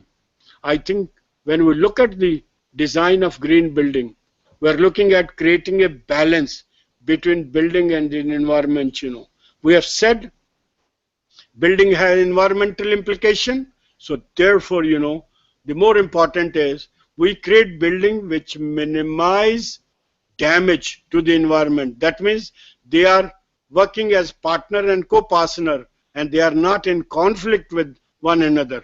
Secondly, we are trying to promote energy reduction. We are preparing plans and design of the building with energy as the focus, and then we are making best use of what nature has given. Nature has given us two major sources of energy, that is sun and wind, and that's what they have to be made use of while, designing this building. So, in fact, the philosophy remains for green building will be designing with nature, and that's what, this designing with nature shall be the fundamental principle, fundamental gossip, and the guiding principle for creating the green buildings. And let me tell you, green buildings are not created only by architects, It's a teamwork, and it involves both architects, engineers, and the developer, And let me also tell you, a green building is not an alien concept,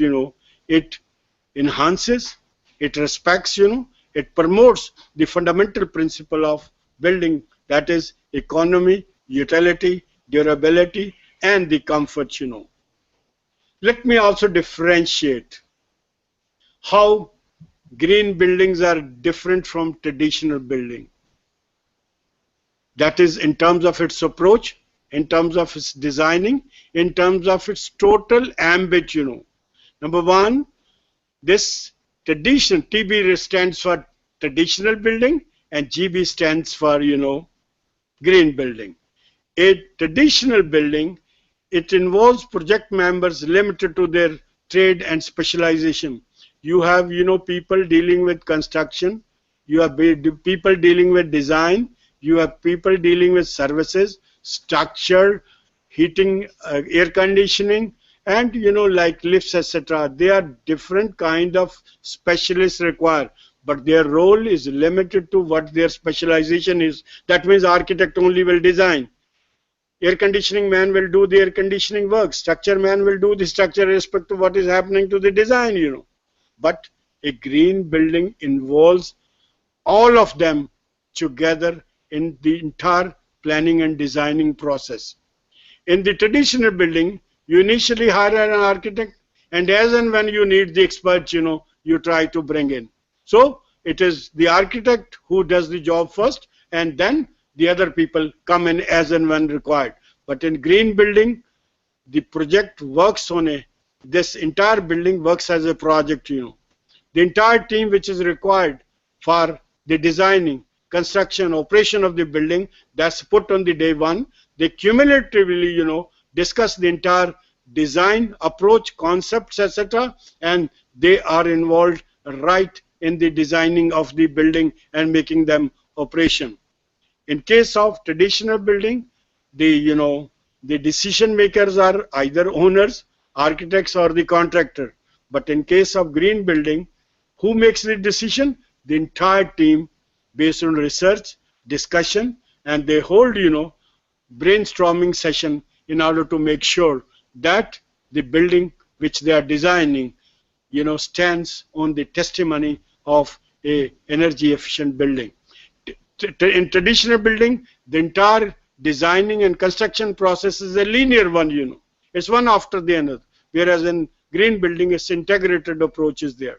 In traditional building, you are looking at the cost of the building, capital cost, how much building is going to cost, But in case of green building, you look at the entire life cycle, In case of traditional building, since the things are done in isolation, there can be oversizing or there was under designing of the building. Whereas in case of green building, it's the optimum design because everybody's involved, In traditional building, role of professionals are limited to their field, etc. Where in case of green building, they all jointly share their responsibility.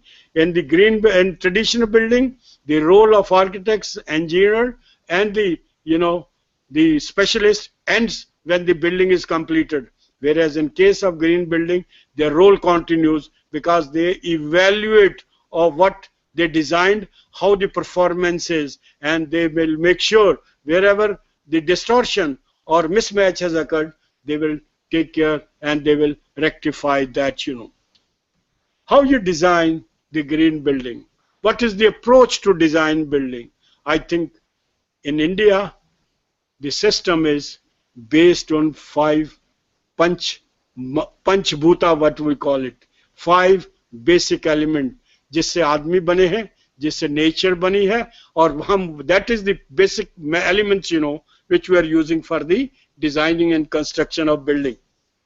They are Prithvi, Jal, Agni, Vayu, and Akash.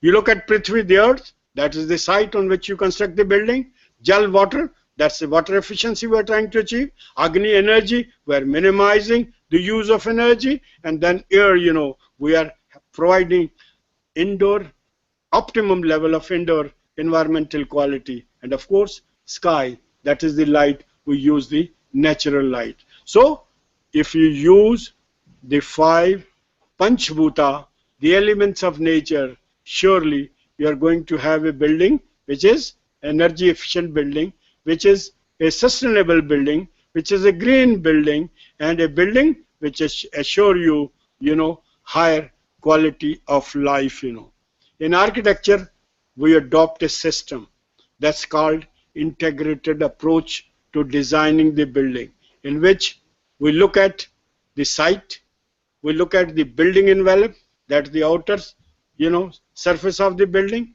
we look at the building efficiency, we look at the renewable energy resources, we look at, ecology, sustainable, low energy materials. So we are looking at the technology, waste management and water management, and also heating, cooling, lighting, and ventilation. That means 7 systems which you are looking right on the site, right on the building skin, then the structure, then construction technology, materials, and also how you keep the indoor temperature at the ambient level. So this is all those 7 figures, 7 steps, and 7 ingredients which constitute an integrated design process. But let me tell you that designing building will have to be done with nature. Nature is not uniform.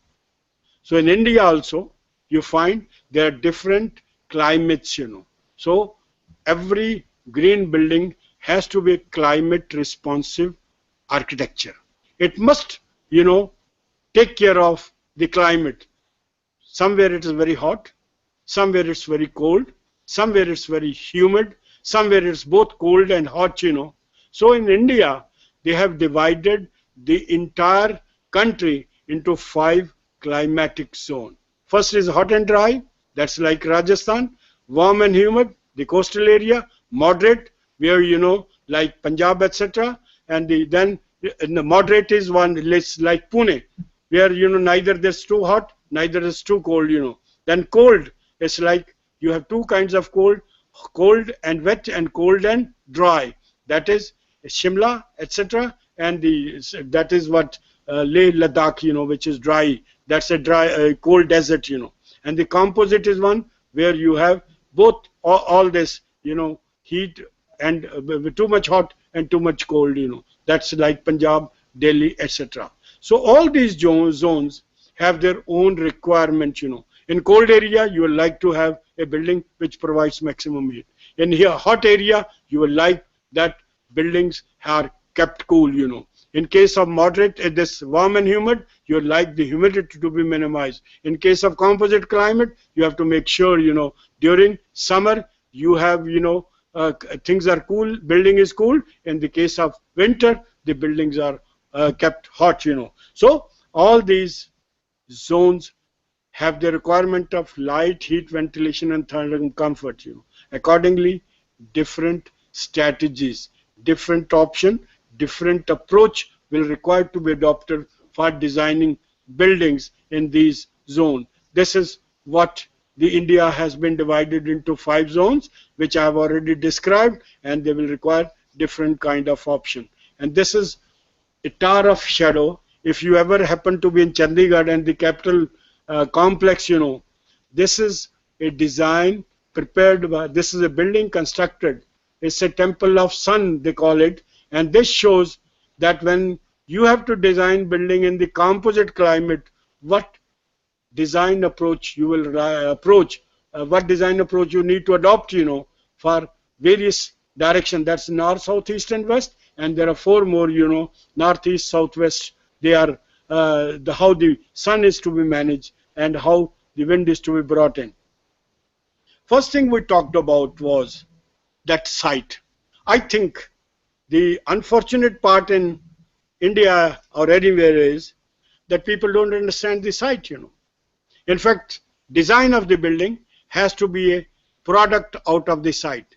Site will send you the message, and unless and until we understand the site and its context, if we grasp what are the strength, weakness, what are the opportunity, and what are the threats option, opted by the site, we will not be able to do justice with the design. So understanding site remains most critical. And that's what means that where the site is located, what is the orientation, that means what are the coordinates, where is the north, south, east, and west, where is the wind direction, what is the soil condition, so that you look at what is the soil bearing capacity comes in, what is the topography, is it flat, is it undulating, what kind of vegetation and natural feature is there. That means whatever trees, etc. there, they must be recorded, they must be respected, they cannot be demolished, if at all we are doing a nice justice with the construction of the building. Then we look at what is the hydrology and precipitation, what are the infrastructure, that means where is the water supply line, what is the sewerage line, where are the roads, where is the electricity line, so that you make optimum use of them. Then what are the surrounding land use, where your building is located, what are the surrounding buildings, their heights, etc. and what are the visual linkages, that means what are the important features which you like to address, which you like to maintain, which you like in Chandigarh, they wanted that hills must be respected, and that's what you find, that all sectors have a central green, and most of the buildings are oriented towards that they can have a view of the Shivalik range of hills. First is the site, then we come to the site planning. I think once you do the site, understood the site, let's come to the planning, and the planning involves what? You have to study the neighborhood character, you have to study the physical character, you have to study the site and slopes, and then you have to ensure building occupy the minimum site space. Please don't spread your building on the entire site. Have minimum, very compact building, and then design with nature and local condition.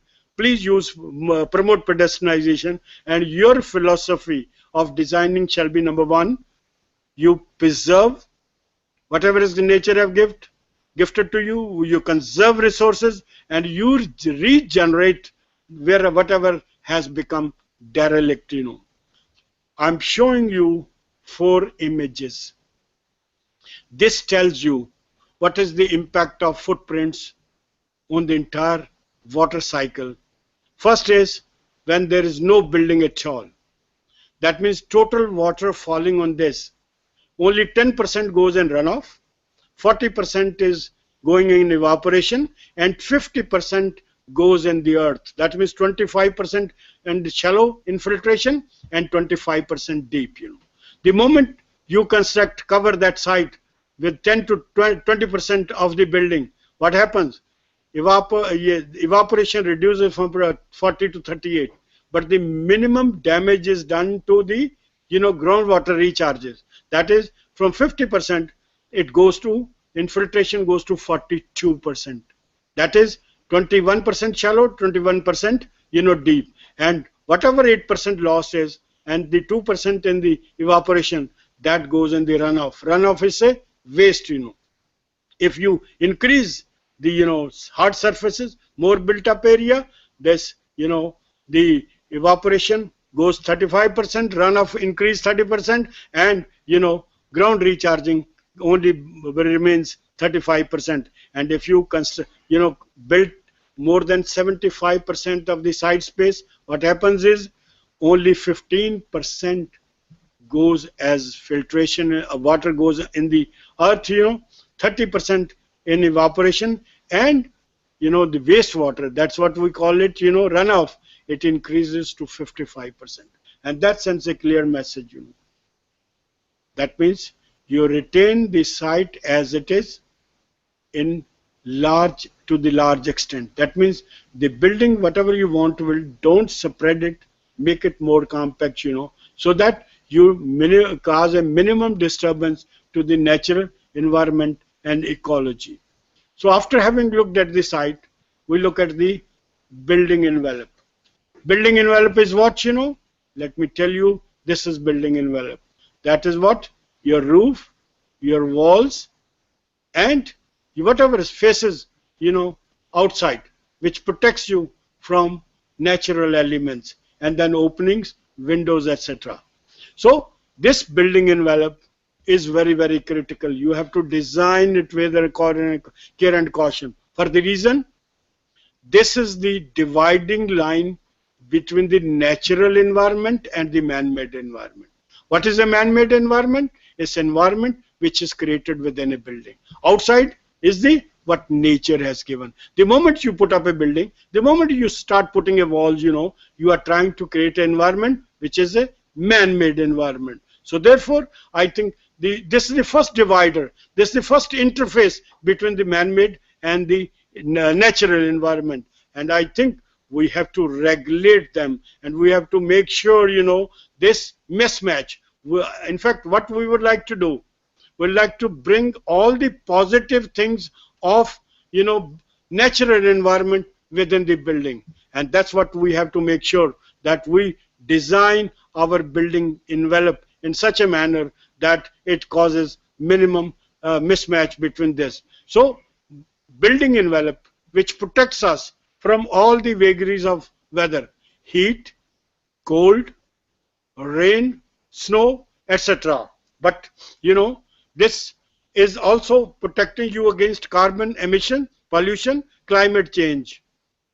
So our aim shall be to design the building envelope in such a manner that it brings in that kind of nature within the building itself. So this is what building envelope is, and that's what you look at the implication of the building envelope. That means building envelope gains, all building heat gain and loss is done through what? Is lost through building envelope. Which are the areas which get maximum heat gain and heat loss? Number 1 is the roof. Number 2 are the walls, Number 3, all the openings which you have, the glass windows. Then, whatever you puncture doors you provide. So they are basically they gain heat they gain loss, they lose heat. So we have done, analysis has been done that how heat gain and heat loss in a building is done. That means 42% of the total heat gain and loss is through roof, Now 24% is through walls, 10% is through floor, and 24% is through ventilation and through glazing.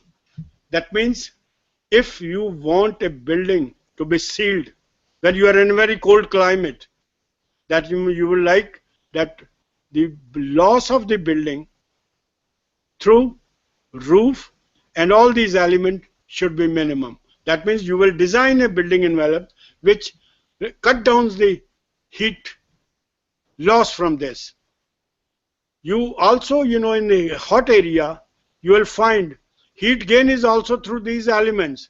That means if in hot areas you want to keep your house cool, you will have to reduce the intake of heat from the roof and through the walls. There are a number of options, in roof. What you could do, you can paint the roof white, let it go up, You can have, cavities within the roof, You can have a roof garden so that you don't get neither lose heat nor you gain heat. In case of walls, you can have a thicker wall. That means you will have a lot of heat mass. Number two, you can have cavity walls because air is a bad insulator of heat. Thirdly, you can put insulation within those cavities. You can have red trap method. There are a number of options available by which you can cut down the energy. You can make the building envelope more energy efficient. And this is what tell you that when you are designing the building envelope, you have to make sure that the ratio of the wall surface to the area of the building is minimum. That means you have to have the minimum wall surface for the area, So there are the different options. You find, that how this within this with different shapes you can cut down you can bring down this ratio. You can make the building double story. The moment you make a building single story, that means you are spreading the footprints of the building. If you want to make the building more compact, please make your building a bit higher, So immediately footprints will go down. Then you will have to orient the building in a manner, You will make optimum use of the air which you will bring in for cross ventilation, etc. On the southern side, sun is very high. You have to cut down the sun, make a projection, So that is what the different options are, So you are looking secondly, now after this we have done building envelope and the site, we look at the energy efficiency. Now a building consumes energy in two manners, One is known as embodied energy, other is what known as operation and maintenance energy.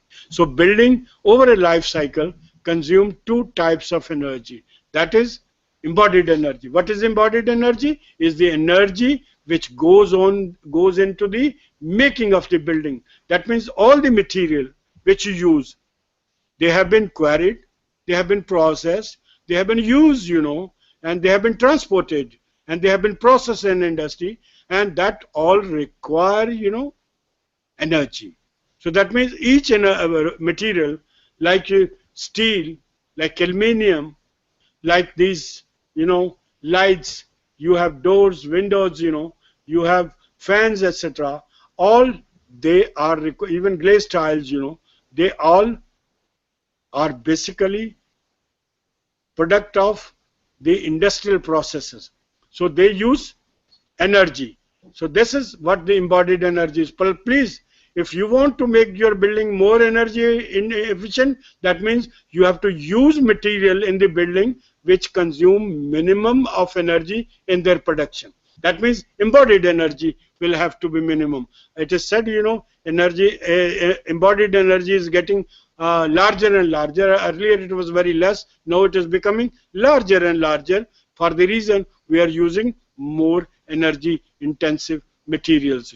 So that is one. Now secondly, in order to reduce the operational energy, we have to make sure that there is minimum leakage of air, that is energy, through the building envelope. Number two, we must have a high performance window. That means then you will have to make your walls, ceiling and floor insulated, and you will have to use passive system of designing. You can use the gift of nature, and that is the trees. The tree become very handy in reducing, in managing the sunlight, etc. You have deciduous trees. Deciduous trees are what? These are trees which have, which are leaves during summer so that it give you shade, and during winter they shed leaf so that you bring the sun in. So that is what the things are. In addition, you can use the solar water heating, and then your emphasis, of course, when we are saying we are making building energy efficient, building will continue to use energy, but question remains, what energy we will use, and that energy is what? Green energy we will call it. And green energy comes from what? With sources which do not pollute the environment in production of that. Coal, nuclear power, they are all, basically what? They are polluter. They are, black energy. Whereas solar power, wind power, hydropower, biomass, they are green energy. So wherever it is possible, please make use of your building and make building produce energy whatever they consume it. And let's see what are the proportion of energy consumed by building. The construction of building, you consume 15.7% of energy. That's embodied energy. And then the recurring energy part is 10.2. That means in terms of construction of building plus its maintenance over lifetime, you consume how much? 26%, 26.9%, around 27. Rest of the 74% energy goes in this operation. So that means you will have to make sure that whatever system you put in for making building energy efficient, they do not only focus on the embodied energy, but also on the operational energy. And this is what embodied energy is. That means you are acquiring, you are transporting, you are processing, and then you are taking to the site. All this, the energy used in all the four processes ultimately constitute the embodied energy. And that's what embodied energy, how embodied energy is distributed. Building envelope, out of the total building, that's what we were talking about, 15.7%. This is how it is distributed. 1/4 goes in the making of building envelope, 24% goes in the services and the structure. Cumulative, you can say 74% of the embodied energy goes in making of building envelope, services and the structure. So therefore, you have to make your building envelope, the structure and services more energy efficient. Then we talk about the daylight. If at all we want to have a green building, we have to make sure we make optimum use of the daylighting. Rule of how you can make maximum use of, daylighting. When you design a building, please do one thing. First of all, on the site, mark your north, south, east and west. You have to place building where? In the longer axis, that is in the east-west direction. That means your building should face north and south, because you will have the maximum of natural energy. You will have minimum of area in the east and west side. For the reason, east sun low, west sun low, but in east the sun is not very hot, but in west sun is very, very hot. So that means you will bring the sun in without heating the area. So that's what the premise remains. When you design the building, please, after marking your north, south, east and west, you will do what? You will design, have the longer axis along east and west and facing north and south. Your ratio between walls and the window. 30%, whatever your wall area is, 30 to 40% windows must be there, not more than that. This is how sun moves. Please look at how the sun moves, Sun moves from east to west. But in case of winter, when the days are short, sun rises, where it rises is north of east and it sets in north of west. That's what the journey is very less. In case of summer, it rises, east of south, and also it, goes down in the south of west. So this is longer journey of the sun. So you find, most favorite is north side below, and second most favorite is south, and then east and west are the two least priority for facing your sun. This is how the building is to be placed, You see north and south, the major longer axis facing north and south, and smaller axis east and west, We also say, in order to bring daylight, you have to plan your rooms very carefully. What will be the depth of the room? What will be the height of the room? Larger the height, more sunlight you can bring in, because you can afford to have more opening. Deeper the room, you have lesser chances of, having the sunlight going the last corner. So therefore, I think you have to look carefully balance the room depth and the ceiling height in order to make sure that the sunlight reaches every corner of the room. Please don't have too deeper rooms. You don't have very high ceiling, because that costs money, and that's what we have to make sure, that you orient the rooms in the which best direction where you get the maximum light, and maximum light you will always get from the north side. Please make sure. And the second best light you will get from the south side, and least you will get from the east and west. In north there is never a sun, so you will have a light which is glare free. So that is in case, wherever you find the room depth is very large, you will use intelligent system of lighting. That means you will use a reflector, and that is in the third figure on the right side, second figure on the right side, which tells you use intelligence. You will use a reflector which reflect the light within the building itself. You can draw light from the sun, direct from the roof. It is not that you have put a roof and there is no light. Look at this, this roof is as transparent as it is, open, You have total light coming from this roof, and roof sunlight, skylight remains one of the best option, because it provides you always very unpolluted and unrestricted sight. This is another method. This is a bit intelligent, how you can harvest the sunlight. This is a basement, how you can bring the light to the basement. Either you raise the height of the basement, put windows, but where there is a limitation, you cannot put windows. What you are going to do?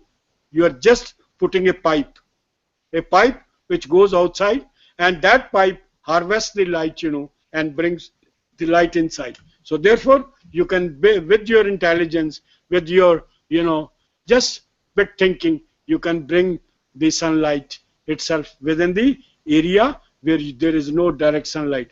You must have seen that being done. I think that was a video, small video which comes in, is being shown now. That is in Jakarta. What is it? That in slums, the people never had light. What he did, he took a bottle, filled it with water, some chemicals he put in, and then makes a hole, and then put it from the top, and that that water captures the sunlight and lights the room. It's a beautiful thing, It's amazing. It cost only $1 to the gentleman who has done this, and with that, with simple thing, that's 2-liter Coca-Cola bottle, white bottle, that bottle filled with water and chemicals, and then he cuts a sheet like this, puts a hole, fits the bottle in, and the sheet is fit right from the top by making a puncture, and then the entire hut gets light, natural light all the time. This is the way the people are doing this. The second part is natural ventilation. We have to bring natural air. Natural air is important for the reason it makes you healthy. It is important because you are all consuming oxygen. You are leaving carbon dioxide. After some time, if you sit longer here, you start feeling giddy. For the reason you are not getting fresh air, but you are, inhaling the same air what you are leaving. So, in order to make sure that people remain healthy, we have to bring fresh air inside. Fresh air is not only important to maintain the indoor air quality, but it's also important to take away the heat, and to keep the building best. So, for that, you will have to make sure that buildings are spaced appropriately, windows are placed properly, and height not only in plan but also in elevation, so that you have the benefit of having that air coming in the building, and that will make you cool, etc. After that, we come to the courtyard. We must have seen our old houses, they were all having courtyards. Courtyard is the best method, Wherever you have very big building, please put courtyard inside. If you have very deep building, if you have, 3 side houses built in, you have no other option. But please then provide the courtyard. And courtyard does what? Courtyard brings the nature right in, because it doesn't get heated up, number one. It has all the fresh air. It can make fresh air circulate within the building. It provides you lights, etc. and it provides you ventilation, etc. Have you ever gone to Delhi? If you next time, please go to Delhi. Whenever you go to Delhi, go to India Habitat Center. That's in the Lodi Road, and that's campus. You see how the architect has used the space within the building to make it a very fine place to keep the buildings cool, and most interactive place. And that's one of the where you have auditorium, you have gardens, you have sitting area, all under shades, and that is by using the mechanism of the courtyard. So courtyard remains a very, very important element of making building green. Landscaping we talked about. I talked briefly about landscaping. Let me tell you. A tree produces enough oxygen which is required by 4 human beings in a day. That means whatever oxygen you require, a tree produces that. A tree inhales carbon dioxide, exhales oxygen. We require oxygen, we inhale oxygen, we exhale carbon dioxide. So that's where the nature has kept a balance. Number one. Number two, it keeps the temperature down. That is number one. That's what it's equivalent to 4 air conditioner. Is a tree also works like air conditioner. If you stand in the shadow of a tree, your temperature will be 2 to 2.5 degrees Celsius less than what is outside. You will yourself experience number one. When you go through Rose Garden, Lasher Valley, you pass through that area, you'll find the temperature immediately falls down. It's all for what? Because that's the landscape area. So that's what we will find, that make use of trees, the gift of nature, for making not only city green, your community green, but also your building greens. We are now looking, earlier people were greening the ground. Now they are doing what? You can go on terraces, you have green roofs, etc.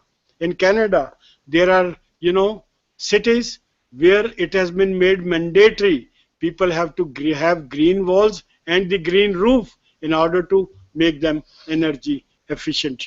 This is a design of a house which have all the green roofs. So you can see, is there a difference between ground and the top of the roof? But this is the best way, cut down the loss of sun, heat also, and gain of heat, This is the new method of, green roof and green walls. This is how the green walls are made mandatory in order to make buildings green. We talk of indoor air quality. I think we have to, we understand that buildings use many material. You require bricks, you require cement mortar, everything for construction. Then you plaster it, then you paint it. All these paints have what, they have a base. They use chemicals. That means all these indoor treatment, you have false ceiling, etc. They always emit. They are reacting with air, and they are emitting with, carbon, the fumes, and these fumes are inhaled by us, So that means these gases which are produced, they impact our health, comfort, and productivity. And that's what ultimately the objective of indoor air quality is, to minimize these, chemicals, So that's how you can have the indoor air quality, by providing good ventilation system.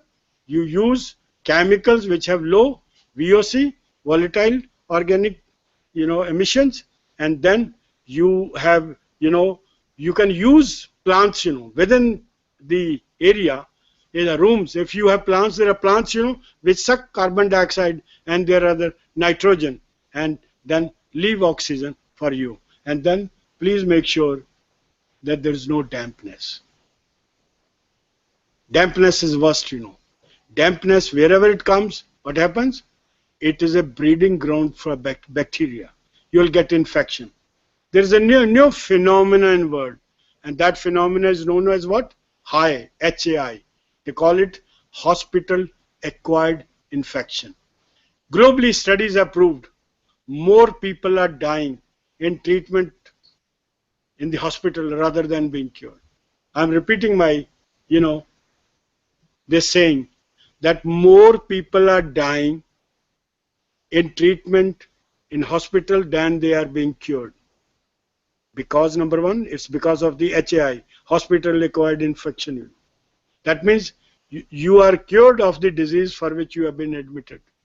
But there is so much infection that you inhale 9 or 10 other diseases, which ultimately takes toll on you. In PGI, you must have heard, that they tell you after operation, please take the patient quickly back home because there's so much infection. So that's what ultimately this infection comes from where? This infection comes from the dampness. This is the 3 plants I've seen.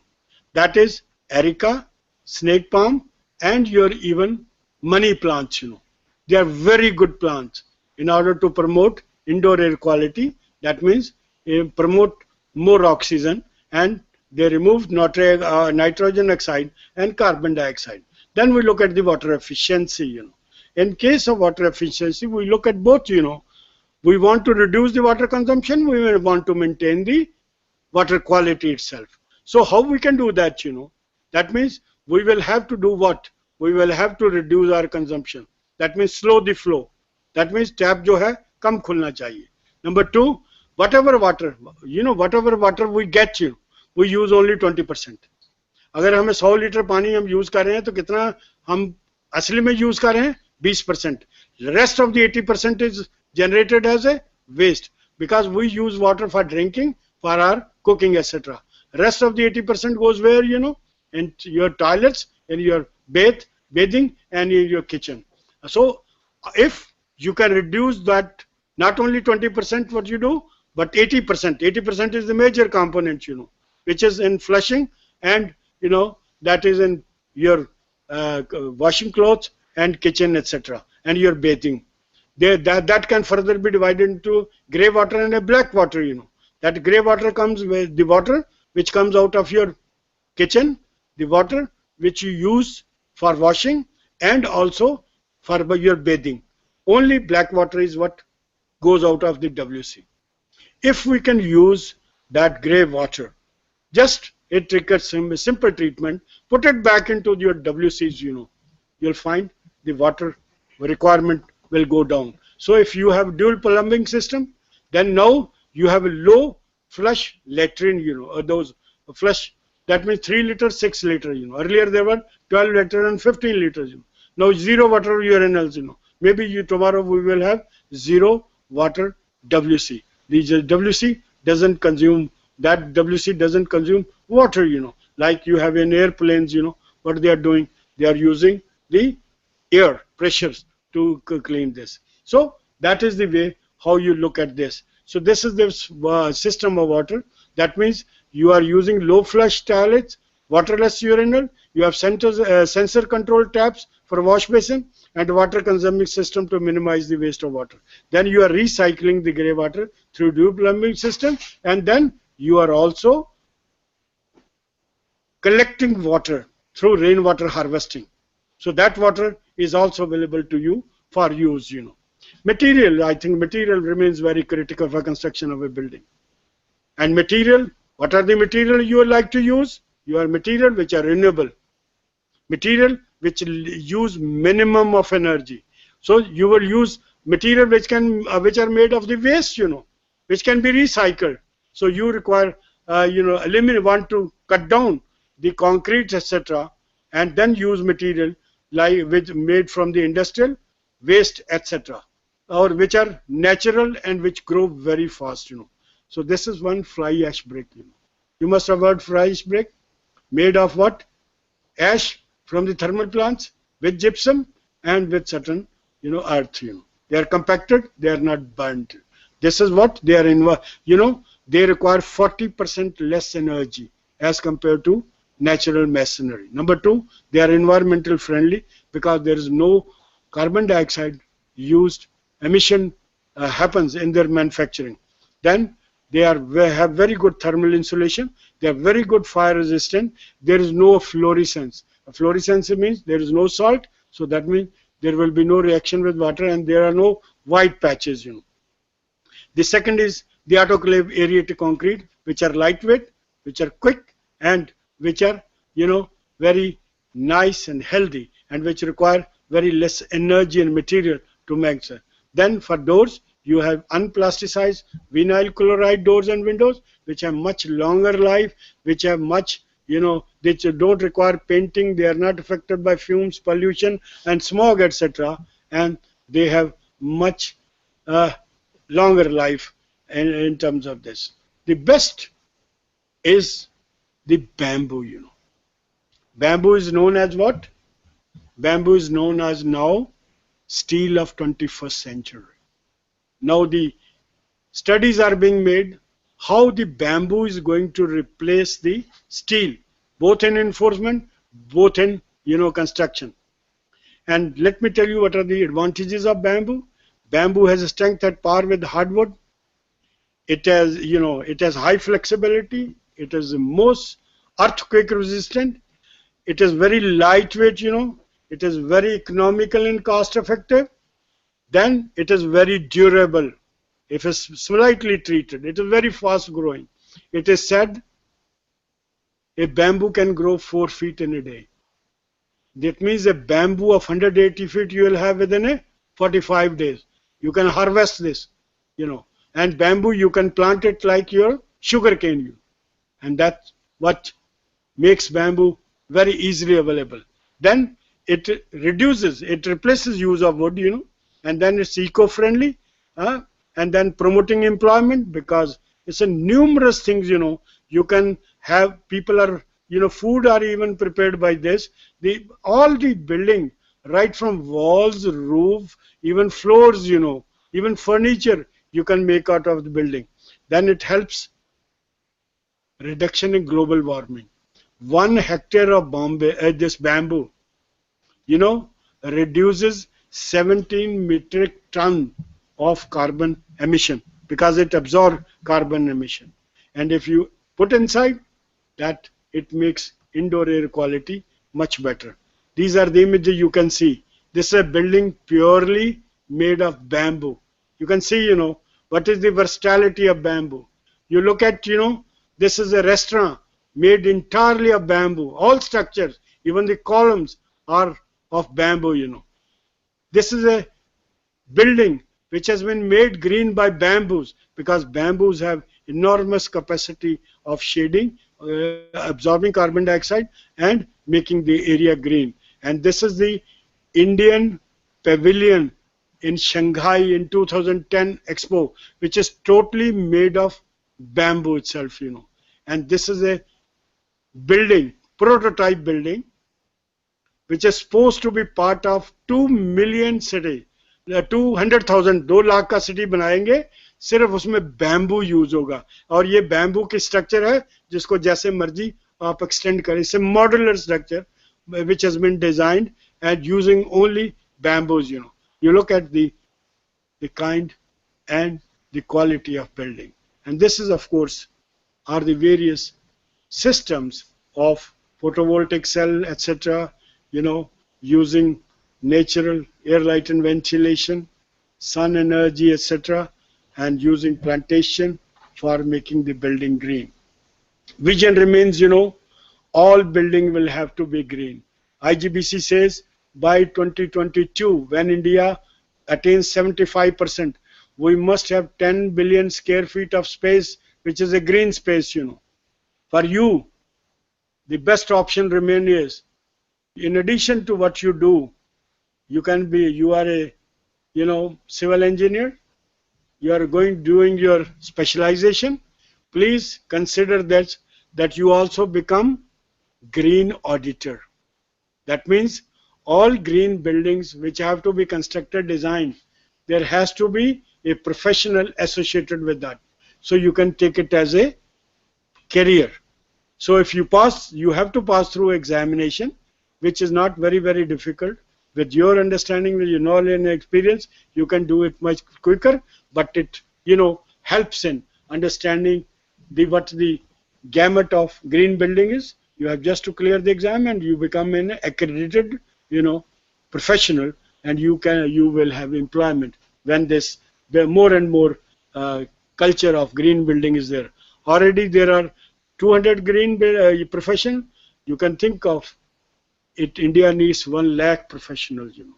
India should be one of the trendsetter, and we are second largest in the green building. We like to be on the top, you know. Secondly, we like to be, you know, dictating the world in terms of technology, in terms of services. We like to make sure also that it has minimum cost, you know. That means the cost of a green building will be same as the normal building or less than that. And we will also see that all air conditioning, if it all is to be done, they will be based on what?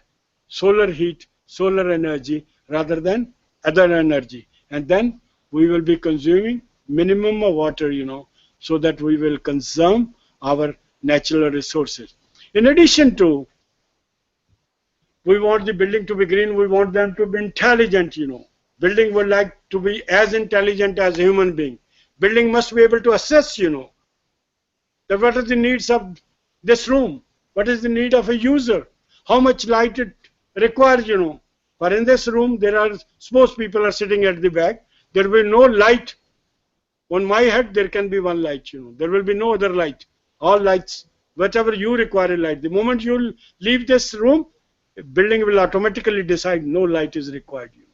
So, you can come in time of the day and night, building will be assessing your needs and providing you. That means there will be, you know, building will have technology built in. That will be sensor, you know, involved in this, which will be assessing your needs and this.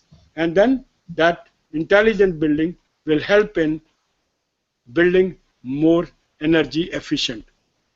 Let me also tell you a new gamut, and that is, you know, high-rise building. We are looking at new context. What the future building is going to be. Please don't think that building are going to be 2 or 3 story. But like India, we have 2.4% of the global land and we have 16.7% of the population. That means we have already 1/7 less land, you know. That means India is constrained of land. and we are very short of land. We have 121 crore which are going to be 160 crores by 2050. We have to feed them. We have to provide them employment. We have to provide them shelter. We have to provide them healthcare, education, etc. And the industry, you know, where the employment is going to come. All this require land, you know, and India has lesser land. So how the land is going to be conserved? Because we have to feed people, and feeding is more important than anything. If at all we have to maintain this, so best option could be we can have high intensive use of land. When you talk of intensive use of land, means you are making building very high rise, you know. What high rise? It's not 2, 4, 5 story. It may be 100 story, 200 story. That's what we are looking. And if we make our city, you know, compact, we will have more buildings which have higher capacity, higher volume, higher area, house more people. Naturally, city will require less building, and city will be compact. You know, city can be your travel will be cut down, your energy requirement will go down, and all this we can have a close-knit community, etc. So that's what, you know, we are looking at the future city, and this is a example, you know, that this is known as a Ultima Tower. This is a building which is 2 mile high. 2 mile high. And this is, the area contained in this building is how much? More than 150 sectors, you know. One sector is how much? 800 meter by 1200 meter. That means the area of Chandigarh sector is 0.96, says 101 sector, you know. That's 250, 1 square kilometer. That's 250 acre, you know, 100 hectare. And this building has more than 150 sectors of Chandigarh. You can believe what is the, you know, holding capacity of this building? 1 million. 10 lakh आदमी इस building में आ सकते हैं. That means entire city of Chandigarh, the villages plus Mani Majra, जिसकी population 10.34 lakh है, ये अकेली एक बिल्डिंग में आएंगे. इसका डाया 200 फुट है, 2000 फुट है, एक सेक्टर के बराबर है. तो दिस इज द फ्यूचर. इसका डिजाइन बिल्कुल तैयार है, कंस्ट्रक्ट नहीं हुई, but this is the future, you know, perception of building. We are looking at second, you know, that is for, you know, for Delhi. Delhi की आबादी कितनी है? 170 या 80. बॉम्बे की 180 लाख है, तो Bombay require 18 such buildings, not more than this, you know. And Delhi will be requiring 15. Calcutta require 13 such buildings, you know. और this is what, अभी ये एक दूसरी बिल्डिंग है, 1 mile high tower है, जेदा में है. This is under construction, तो इसका हाइट कम की गई है. This is 275. उसकी 500 स्टोरी थी, इसकी 275 स्टोरी है. ठीक है. This is under construction, थोड़ी हाइट कम कर दी गई है. इसकी कैपेसिटी 80,000 आदमी की है, और इसमें रहने के लिए जगह है, इसमें शॉपिंग कॉम्प्लेक्स है, इसमें ऑफिसेज हैं, इसमें होटल्स हैं रहने के लिए फॉर पीपल. सो स्कूल बाहर है, इसमें स्कूल नहीं रखा गया उन्होंने. They have not provided. This is in Jeddah, it's in the Middle East, you know. So this is the context. अभी we were talking about the high-rise building, but don't think high-rise building are inefficient, you know. ये China में ये Pearl River Tower है 71 story. This building is a zero energy building. That means जितनी energy ये consume कर रही है उतनी ही प्रोड्यूस कर रही है. और ये कैसे कर रही है? इस बिल्डिंग को उनको 3 हिस्सों में बांट दिया, बीच में कैविटी दे दी, और जितनी बिल्डिंग हाई होती जाती है विंड प्रेशर बढ़ता जाता है. अब जब विंड फ्लो कर रही है उन कैविटी के बीच में, तो वहां उन्होंने रोटर्स लगा दिए. हाँ, वहां पर उन्होंने डायनेमो लगा दिए, टर्बाइंस लगा दिए, और जिससे वो 24 घंटे जो है बिजली जनरेट होती है. सेकेंडली सन जो है सोलर एनर्जी है, फोटोवोल्टिक सेल लगाए हुए हैं, हाँ, सोलर पैनल्स हैं, डे लाइट हार्वेस्टिंग कर रहे हैं, डबल स्किन कर्टन वॉल दी गई है, और अंडर वेंटिलेशन करके this building has been made as a zero energy building. ये भी देखिए जर्मन पार्लियामेंट है, इसमें 100% रिन्यूएबल एनर्जी यूज की गई है. और ये है, मैं जिस बिल्डिंग की बात कर रहा था, that was the IGBC, Indian green building council का हेडक्वार्टर है. ये हैदराबाद में है. ये गॉडरेज सौरभ जी बिल्डिंग इंडिया की पहली प्लेटिनम रेटेड बिल्डिंग है जिस पर 18% खर्च हुआ था, 20,000 स्क्वायर फीट है। वो शुरू हुआ था 2003 में और आज देखिए 2016 में ये एरिया पता कितना बढ़ के हो गया, ये 3 बिलियन से ज्यादा हो गया है। So this is how the Indian has grown. अभी हमने बात की स्काई स्क्रैपर की, अब जमीन बात कर लेते हैं अर्थ स्क्रैपर की बात कर। ये मेक्सिको सिटी में ये बन रहा है अर्थ स्क्रैपर।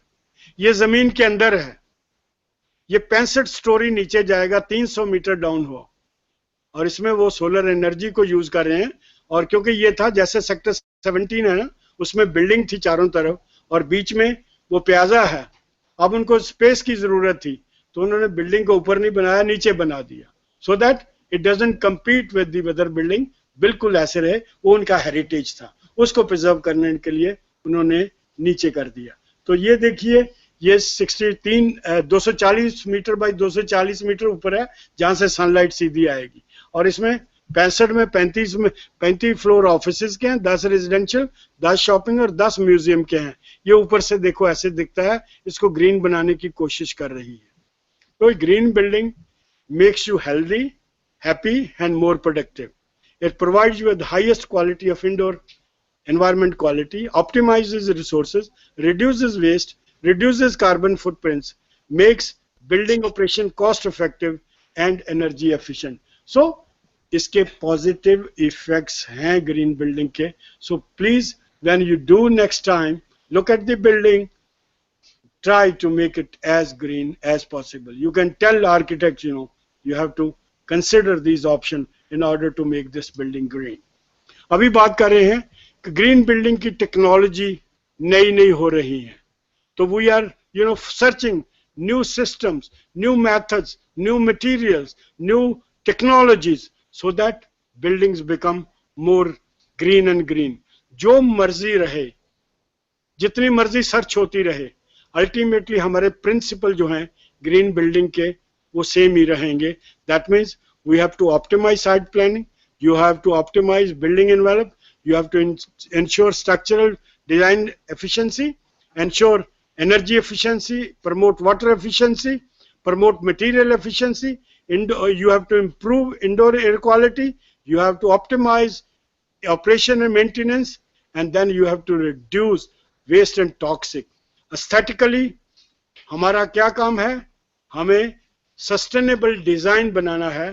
दैट मीन्स प्रिंसिपल क्या रहेगा, designing harmony with nature, natural feature and resources, using green building material from local resources, we have to reduce the load, we have to optimise system, we have to generate on site renewable energy. Last slide ये है, UNO ने कहा है कि climate change को हमने रोकना है, और उन्होंने कहा है कि cities are responsible for 70% of carbon emission and energy consumption, और मेजॉरिटी किसमें खर्च हो रही है, बिल्डिंग और ट्रांसट्रैवल में खर्च हो रही है। ठीक है, और ये भी कहा जा रहा है 2032 तक we will be adding 60% more area, built up area. अभी तक 82 million square meter of more area will be added by 2030. That means the implication of buildings are going to be larger and larger. और ये फंडा रखा गया है कि 2050 तक बिल्डिंग से जीरो कार्बन एमिशन होना चाहिए, क्योंकि buildings are very critical to ecological concern. So that poses the greatest challenge, and that is challenge which we have to accept, and we have to tackle, and we have to produce solutions.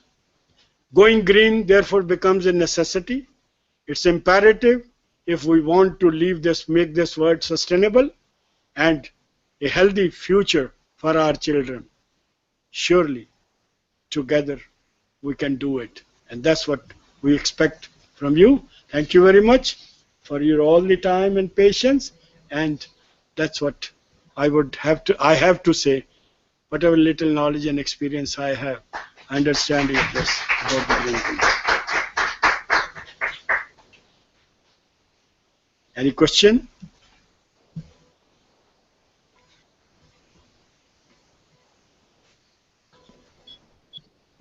Hello. Yes. Yes. Hello. Hello. Yes. Yes, please. Is there any highest code for the orientation of the daylight for daylight maximizing the daylight or the air code? You know, ECBC code, Energy Conservation Building Code, tells you about how to conserve energy in the buildings. But I think you can refer to the new chapter which has come in, that is chapter on sustainability, which has been added to National Building Code. It gives you guideline how you can look at the building, but you won't have that ready-made solution because they are dependent upon, different regions, and that's what you have to understand, that in different region, what could be the different options.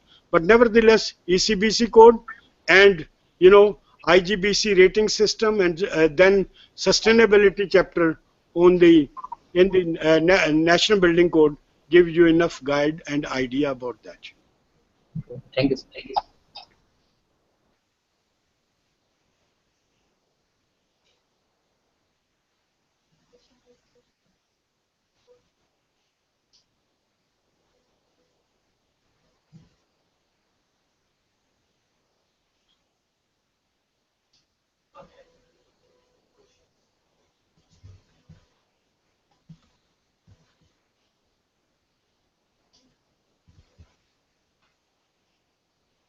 Any question, please?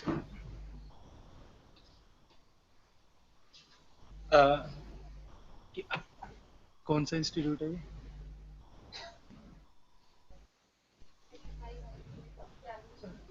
Bathinda, at Bathinda, ma'am, any query at your end?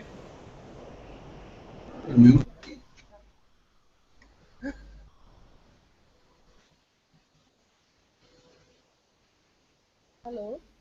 Yes, ma'am. Sir, my question is, sir was talking about fly ash bricks. Yes, ma'am. We need to know what are the difference in regarding the quality of ordinary brick and fly ash brick as far as the construction of the house is concerned. In fact, I gave the advantages in terms of insulation, in terms of carbon emission, in terms of fluorescence, and in terms of sustainability. In my presentation, I have listed how the fly ash bricks are better than the normal bricks. In normal bricks, you are using the earth, which is very precious. Whereas in fly ash bricks, you are using the fly ash generated by thermal plants, Then it doesn't require any, heating. You don't require to put it in a kiln. And that's what you are doing. You are taking the fly ash, mix it with gypsum and the other ingredient, just press it, and put it in the sun. And that brick is ready because you are not burning it all. Then there is no question of any salt, there is no fluorescence because in all the bricks you find, whenever there is a salt, there is a water seepage and you have white patches coming in. Thirdly, it is very good for fire resistance, as better than the normal bricks. And then it is very good heat insulator, it doesn't allow the heat to come in. And thirdly, that it is made from all the waste, which not only helps in disposing of the fly ash, but also gives you a material which you can use in the construction of the building. Of course, pressure. Sir, another query is that this concept of green building is really good, but my question is that how could a common man, like belonging to the middle class, while construction can access to these things, because these are the major projects which we normally see. In fact, that's what we are depending upon you as professional, Unfortunately, what is happening, even our professional architects, I did my architecture 1969. There was no concept, no knowledge, no, even teaching in the subject of green buildings. Green building is nothing, a concept, which talks of designing with nature. And that's what we would like. Just tell people that by simple method, it's not a very high kind of technology involved, nothing of this, You must have sunlight, You must have air, light and ventilation, bringing in all the rooms, and make best use of those elements, and then use your house for generating electricity to meet your own requirement. And then you have fixture which have, very less water consumption. They are the basic ingredients which makes it, and that's what that's what makes building green. But now we are finding that we are trying to bring out this concept more familiar with this. They should have made integral part of the education. In fact, in architectural education, we have introduced the subject of sustainability, and we would wish, that sustainable construction should also be made part of the engineering course curricula. And if it is done, this will be very good, and this is desirable. In fact, we have to head for that. I would suggest, that your architecture department in Bathinda Gyani Jail Singh College of Engineering and Technology, they have one, student chapter in green building. If you wish, you can become member, or we will come back again next time. Which is this department you are from? Sir, I am actually from applied sciences. So in fact, when we come next time on green building, I will request HOD of the Architecture College, Mr. Bhupinder Singh, to put a notice that the people, students who are interested, they must be invited and they must be made integral part of this green building movement. You can talk to him and you can become a student member. There is no problem with that, right? Thank you, sir. Thank you. So, yes, ma'am. We have any further questions at your end? Hello. Hello. Yes, sir. Hello. Hello. Yes, please.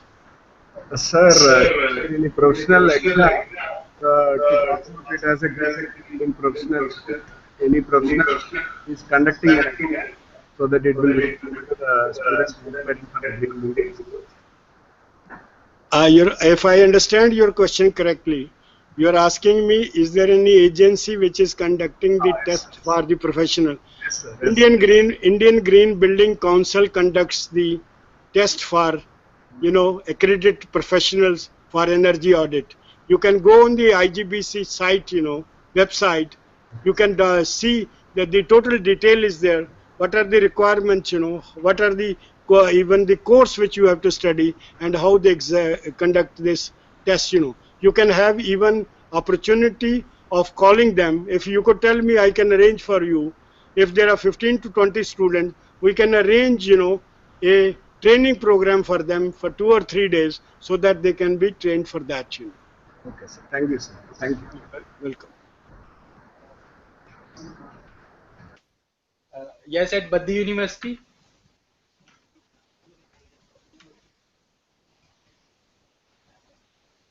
Mic on.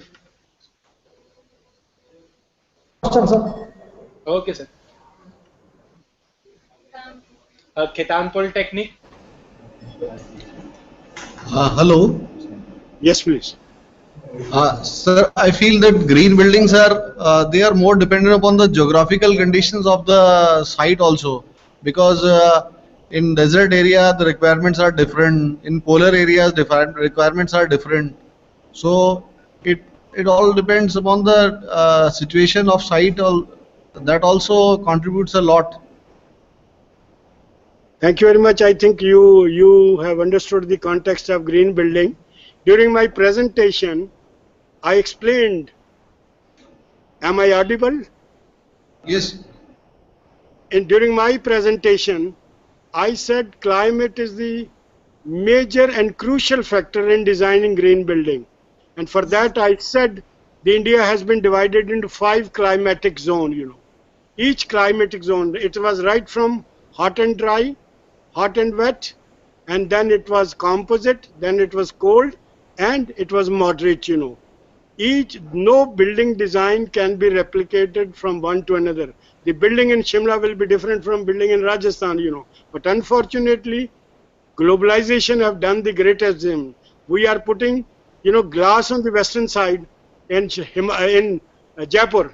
Can you think of in Rajasthan, And then we put the heat load more and then try to cool it, But I agree with you. I think the building have to be climate responsive.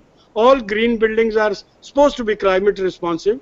They are outcome of the design solution, which are based on what is the requirement of heat, light, ventilation, energy, etc., water consumption. They all will be addressed as a part of the green building. So green building solution will be different, in case of Rajasthan, in case of Shimla, in case of Bombay, and in case of, Assam, or in case of Trivandrum.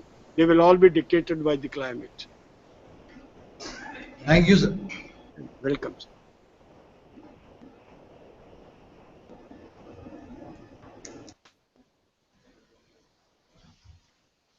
Uh, this is for all the nodal centers. We are going to conduct a panel discussion at 2:30. So all will be presented at exact 2:30. Thank you, sir. So much.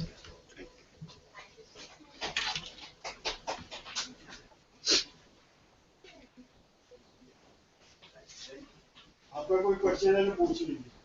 हाँ?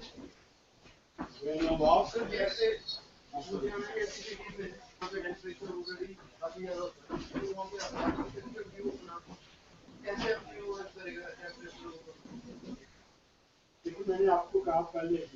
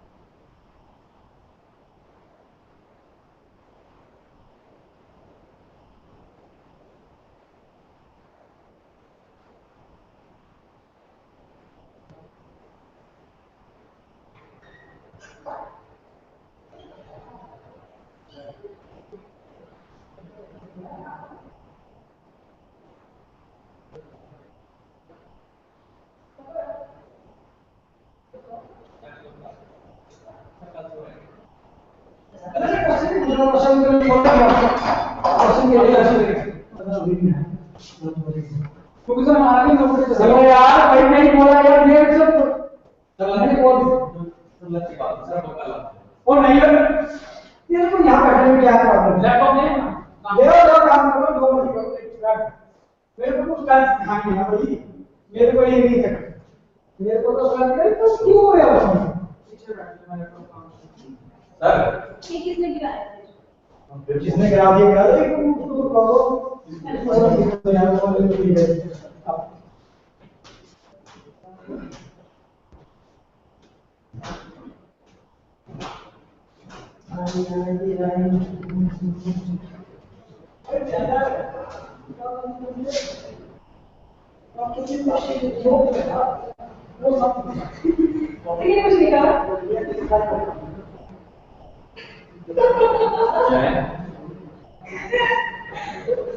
The question we got, how the building can be constructed in space using design. Yeah. How the building can be constructed in a space? Is there any technique?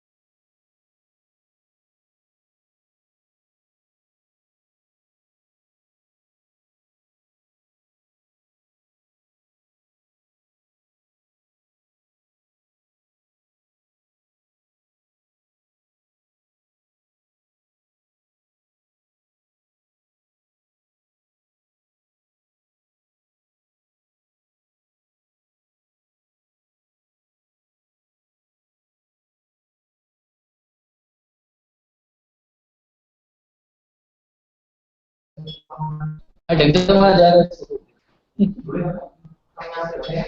किधर या तो फिर side में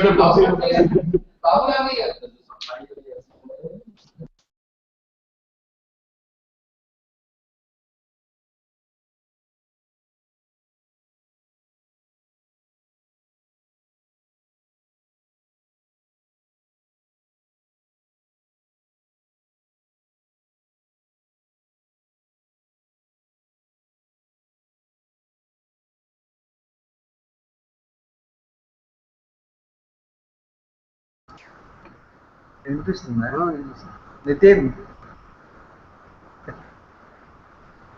okay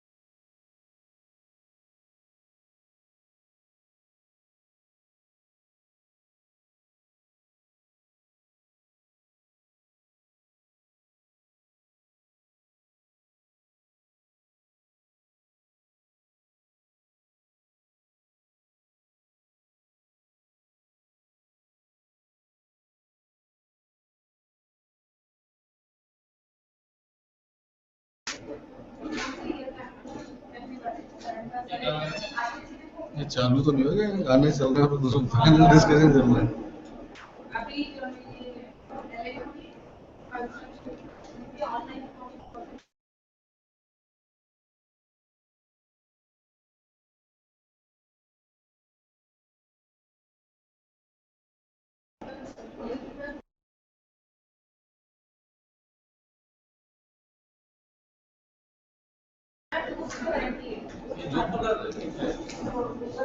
ये यार कहाँ पे है? ये NITTD यार ये ये देखो आदमी पहचानो।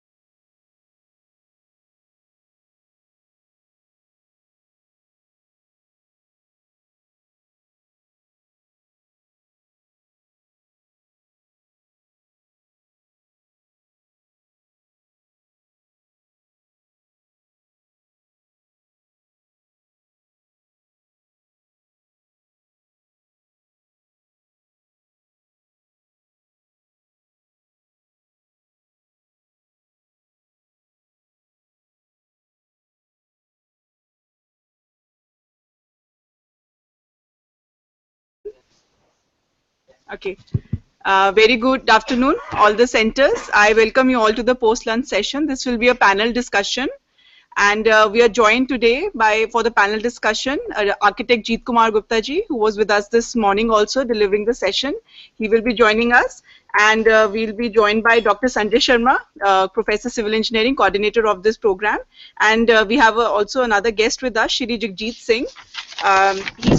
He's the unit head at Kamla Dials from Parvanu, with a vast experience in quality management system, business process reengineering, human resource training, skill development, and environment matters. He brings with him a rich 31 years of experience with a master's degree in science and total quality management and a postgraduate diploma in business management, master's degree in public administration, and diploma in engineering. His areas of expertise are again on quality education on emerging concern, then environmental concerns and infrastructure. So I would request all the three panelists to kindly join us on the dais and we can have a panel discussion.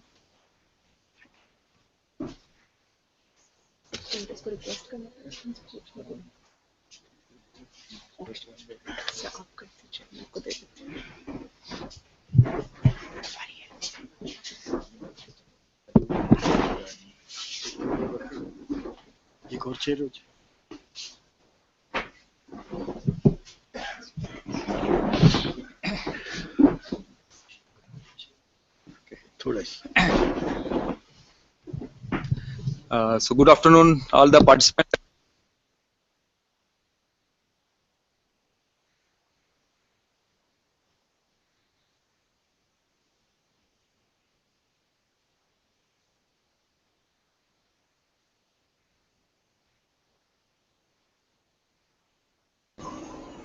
Good afternoon, sir.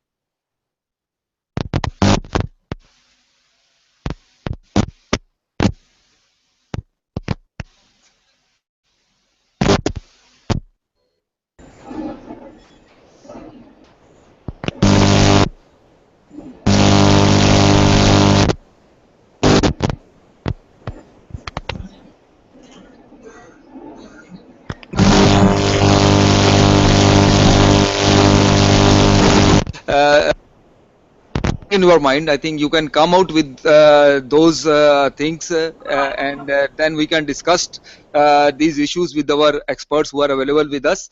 So with this, I will just request one by one our say panelists to speak something on this matter, and then we can make the house open to all the participants, all the centers for further more discussions.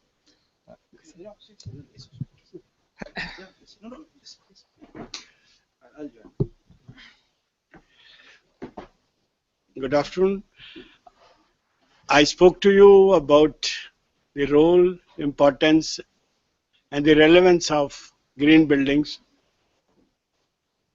in the context of environment, ecology, making cities sustainable, and conserving our resources. Globally, this has been now accepted that buildings and transportation, they are the two major consumers of energy. And it has been established by UNO studies that 70% of the energy is consumed by either buildings or by travel, So if at all the issue of energy is to be addressed, and if at all energy is to be minimized, I think we have to make sure that we make our cities more sustainable. Recently, we have been looking at making cities smart. And I think no city can be smart city unless it is sustainable, and unless it has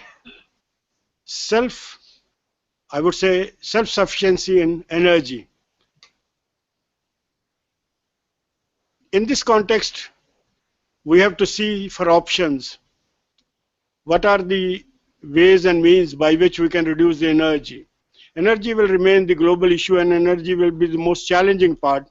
The way we are urbanizing, the way we are industrializing, and the way we are, having our quality of life and the way of life. I think we are becoming consumers, and we are consuming more resources, we are consuming more energy, and in fact, we are also generating a lot of waste. And therefore, the issue will be how we can address these issues. There can't be any option, When we talk about making world green, we look at the green cities, green living, and green, as a way of life. So ultimately, the question will be that how we can make ourselves green. We can look at the, entire education curriculum. We make green as the integral part of the education, part of the life, and then we evolve, practices, we evolve mechanism, we reinvent our way of living and way of constructing and way of approaching buildings so as to make them more sustainable. I think we have to look at, when we are looking at building, we have to extend beyond buildings, and we have to look cities of which buildings form integral part. And in cities, we are finding, cities are becoming larger and larger. Cities are housing more and more population. India is on the path of rapid urbanization. And as in the morning I said, that by 2030, India will be around 1400 million from 10 million in 2011. And we may be touching by 1600 million in the year 2050. We'll be taking over China as the most populated country. We are the second most urbanized society system in the world. So the challenge for India will be, when we have higher kind of urbanization, more and more people are migrating to the city and will be requiring lot of infrastructure, lot of built space to cater to the needs of these human beings. So challenges in India, as I've already said, the study has been conducted by McKinsey Research Institute. This says India need, enormous kind of built space, and which they have placed at the range of 700 to 900 million square meter every year. That has to be created. So if the building industry is going to be expanded, and building industries are going to be the major, I think, areas, there is logic, that this building industry must be made energy efficient, must be made sustainable, in order to make sure that we have a better tomorrow, we have lesser carbon footprints, we have lesser problem of global warming, and I can say, no city can ever be smart unless people are smart, and unless the buildings and mobility is smart. And that's what I will conclude here, and I request this. Thank you. Thank you. Good afternoon again. As my colleague elaborated very nicely and precisely what exactly it is, I'll just add to it with what is missed out in that. When we say, when we live in Chandigarh, we say this is the best city, right? Best city, best planned city. When we go overseas, some developed country, we say, oh, it is not yet what we used to claim. It's a very small city for the retired people only. So if you go to some Singapore or Hong Kong, even China, Shenzhen, if you see Shenzhen, China is not that advanced sort of this thing. But when we compare with any of the city in India, we are much behind in sustainable infrastructure, especially these cities, much behind. I would say is 20-30 years behind we are of these cities basically. When we say we want to be a good engineer, there are two words: good engineer. Engineer means area of interest. Good means the measure, to what extent we have to be. But what are the inputs to be good? Once you opt the your area of interest as engineer, but have to be good. What is the good? This is the deliverables, not a input. The input is requires what we add to become a good. So good infrastructure is not only that just roads and sewerage and drainage. It needs a thorough in such a way that is sustainable for long tenure, basically, not in short period. Now, if we see in around Chandigarh, in our countryside, a lot of towers are coming up. They are lacking the basic amenities, basically. If you look at, only towers are there, and they are showing that there is a lot of development, but in fact it's not a development. It is we are creating a jungle, basically, concrete jungle. Maybe after 20 years you will see how it will be. I mean, difficulty for us to maintain those even buildings, basically. And if we come out to the what should be the green, basically, is a lot of information is available on the net, and you all are engineers, you understand this, basically. The power, I mean, consumption. What is the energy consumption? Aeration, quality of air, quality of mobility, quality of maintenance, basically, quality of approachability. And plus, of course, you can add with some green belts and green patches along with the buildings and cities. That is important in way that. And secondly, I am from the industrial background, basically industry background. I have spent my lot of time in planning and working in the industry. Industry, basically, we work on how to conserve the energy consumption. That is the most important factor in the industry. One, I mean, air conditioning, warming, cooling, both we have to control, basically, to the minimum possible by creating the design of the building that it consumes very less energy. One. Secondly, the aeration, quality of aeration for the occupant, basically, who works in 8 hours, in sometime in 3 shifts also in the same building. Third is the drainage and water storage. These are important, and plus the green surrounding that makes the building more, I mean, like we can say from the direct sun heat, and you can choose the, I mean, architecture in such a way that it attracts very less direct sun heat, basically. Like glazing part has to be reduced, something like small things which I felt if we club to our design and engineering concept, we can make our building more sustainable, more maintainable, and more durable, and more, I would say, more livable place. This is what I want to add, small things which is generally missed out when we talk about. Otherwise, every science or engineering behind this green concept is already available on nets and books. Everything is here. I mean, one can go through that. This is what I conclude with. Thank you.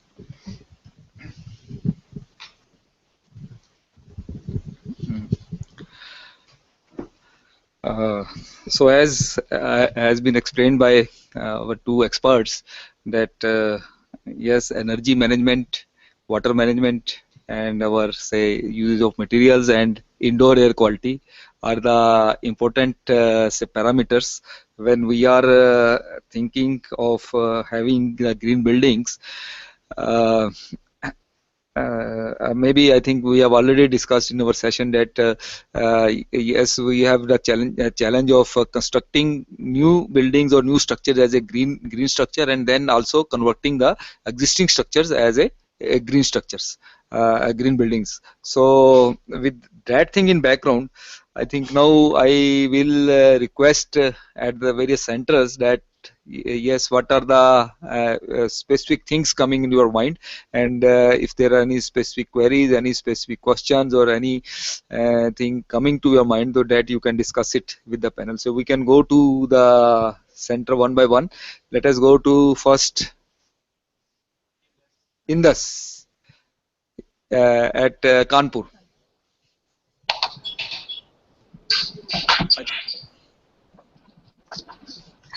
Sir, to save our earth, it is necessary to go for green energy and green building.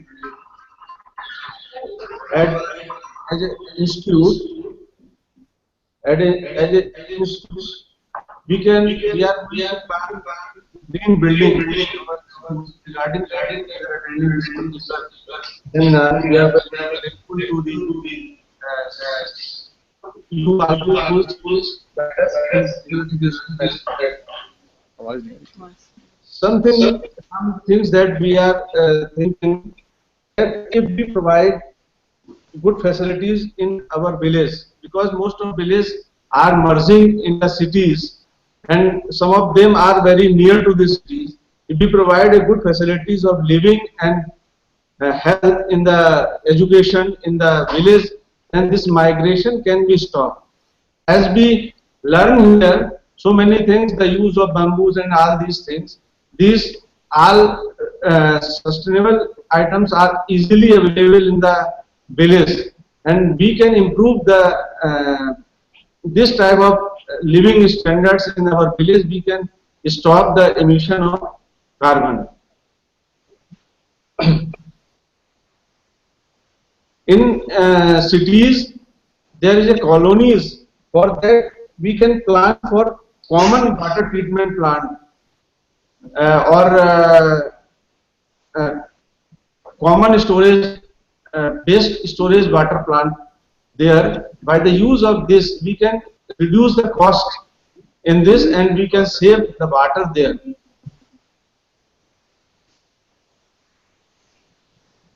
At the present, sir, as all the industries are working for green industry, so many changes are comes in the industry. So all the steel and this type of industries are going for the induction furnaces.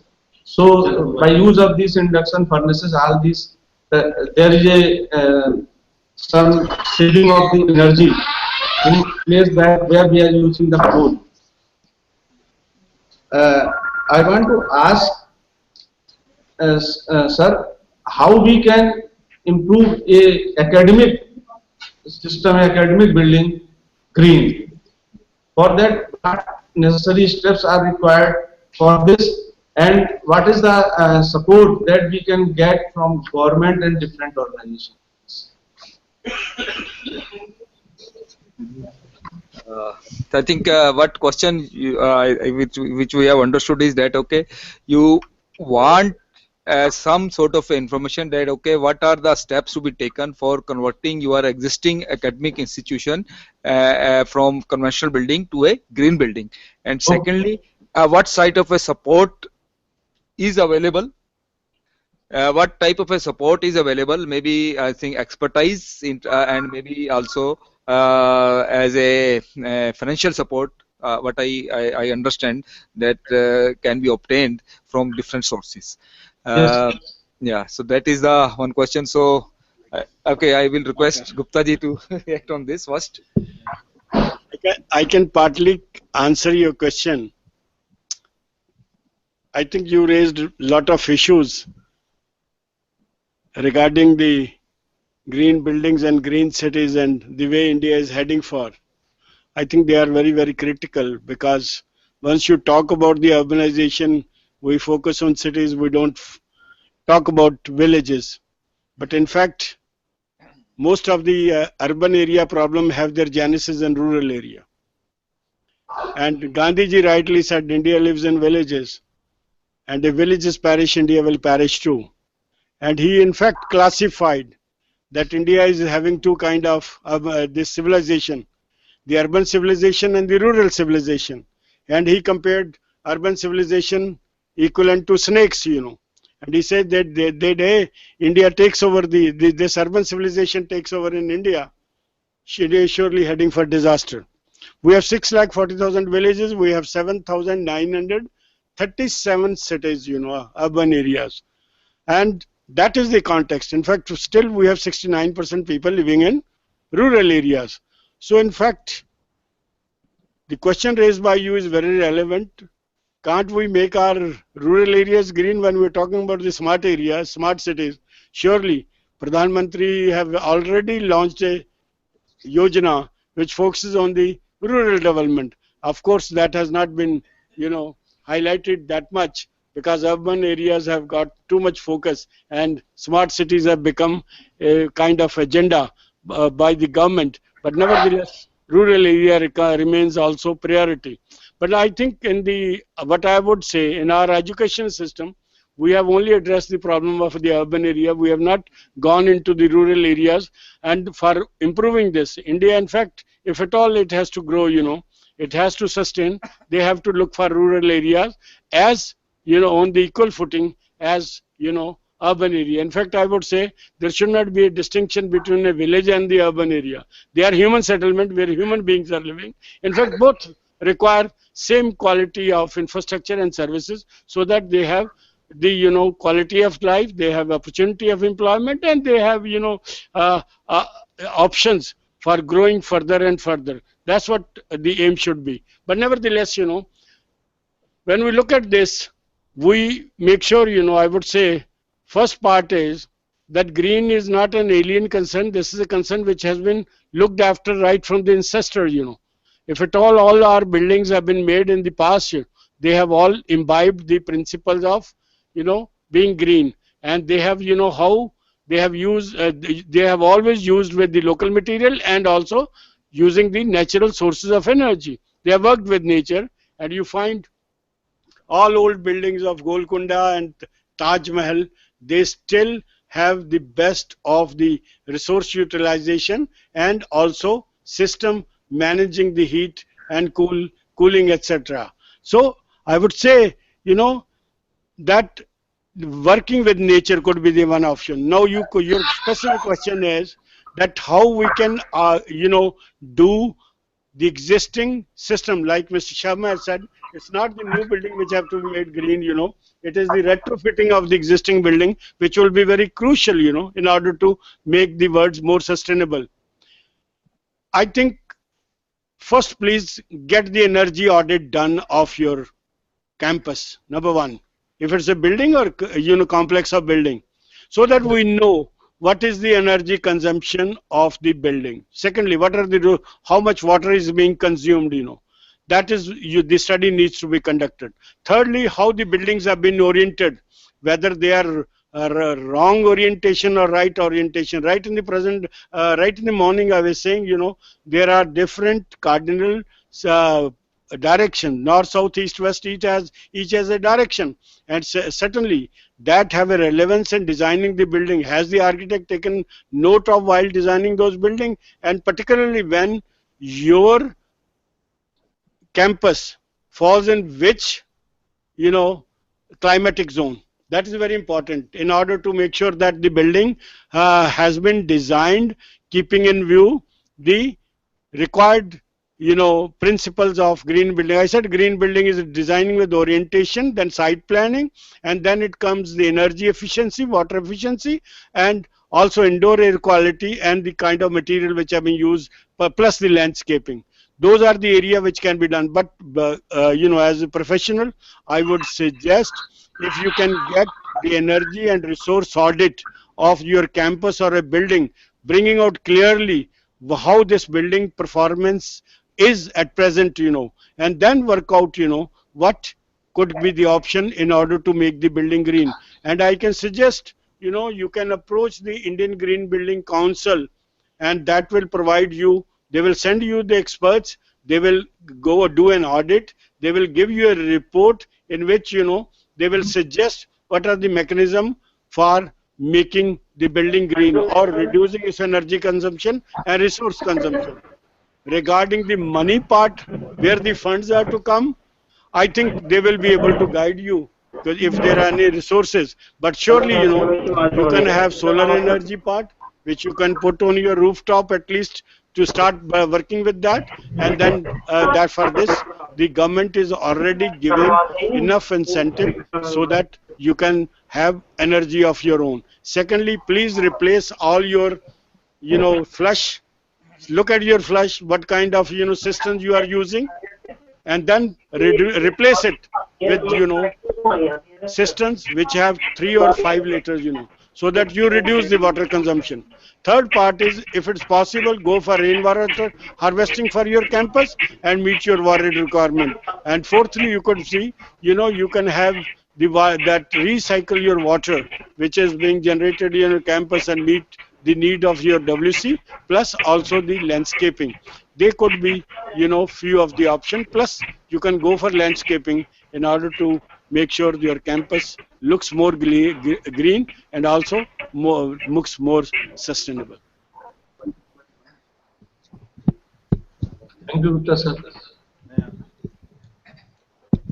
I think you have raised two vital points. One is the rural area development, because our major population lives in the villages. I do agree, but if it comes to like greenhouses, villages are already rich in green and good quality of air, and they are low in energy consumption also in comparison to the same population in the cities basically.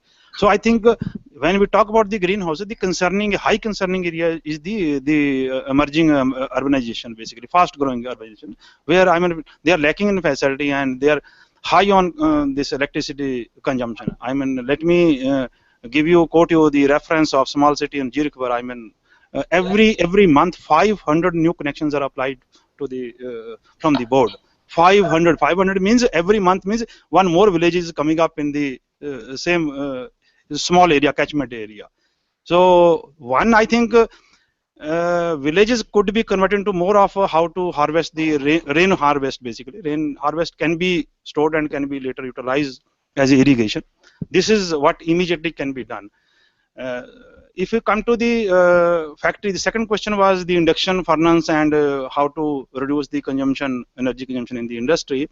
I think where process industry that works 3 shifts, like around the clock, even something weekly off also, there is only one possibility to reduce the impact on the energy consumption is the waiting time has to be reduced from one component to the other component, so they're fed on the speed so that we can save on the time basically. And where industry is working on 8-hour shift or maybe 2 shifts maximally, then what I see and what we did in our factories, we have put the timer on the induction furnace. During the tea time, during the lunch hours, during the off times, they switch off the induction. So this is one of the, there's no human element that we have to depend on. This is system based control basically. Even on Sunday or holidays, everything remain shut down basically. And thirdly, I would say, generally in big factories, there's a lot of corridors, there's the cafeteria, there's the canteens where nobody goes or attend. Then we put the photo switches there. So when person enters, the lights switched on, and the moment people are out of the canteen or cafeteria or corridors, so lights off. Only small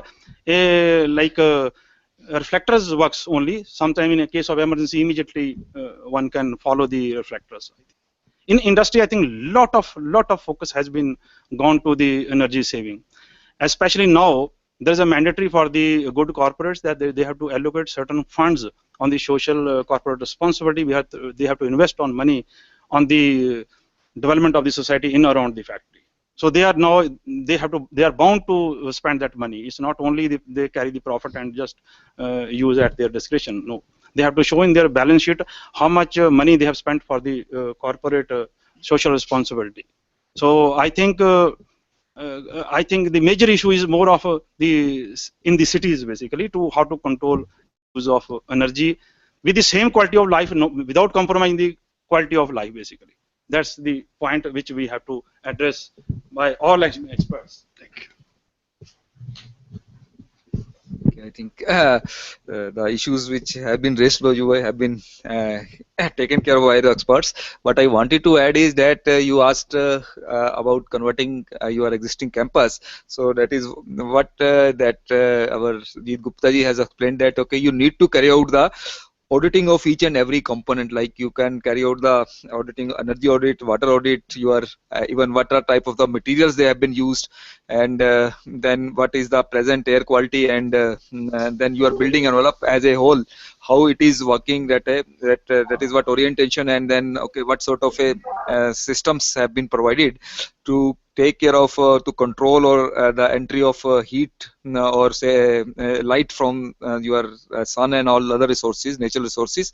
So once you have carried out that audit, then you see that okay, according to our different rating system, you will have to if you go for rating, then I think you will have to see that okay, in what category you fall, and then what interventions basically at for each and every this thing, the points which we discussed yesterday in our session, that okay, under these are the criteria. So to meet those criteria, what sort of a basically steps are required to be taken by you. If maybe you can, like we were discussing in the morning, this insulation of the rooftop, so cool roof technique. So why not to adopt the cool roof technique? Then energy, you have all the systems like LED, you are providing lighting system, then you go for this photovoltaics or a solar energy system, then all those things are to be taken care of this thing.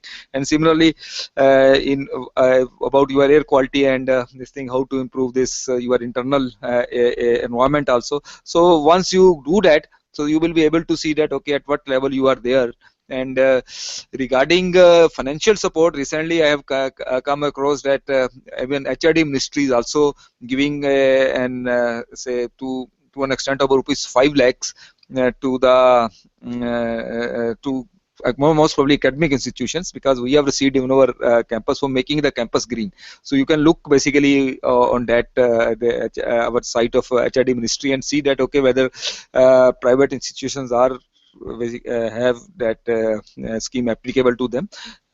So those can be sorted out. Otherwise, I think another thing is you to justify your this thing, that you can always calculate what is the payback period for your this thing. But if you see that okay, what is your present energy consumption, and after 3 years what will be this thing, so from there you can see that you can justify your project, that okay, by having after 3 year or 4 year, whatever the cost you are incurring right on converting your campus as an energy efficient campus, so that can be recovered within say 5-7 years also. So that sort of a thing can be done. So you want to add something? Yes. Yes, there's one aspect also to green buildings. GG also would support it. The aspect of making a campus accessible to all sort of people. So it should be accessible to differently abled. So that is another aspect. You can make your, all your lift system. You can make ramps. So green buildings is also about being comfort of the occupants. So you can have all your faculty and students. There should be good recreational facilities for them, and also your campus should welcome all type of public around. So that is another aspect of green buildings now.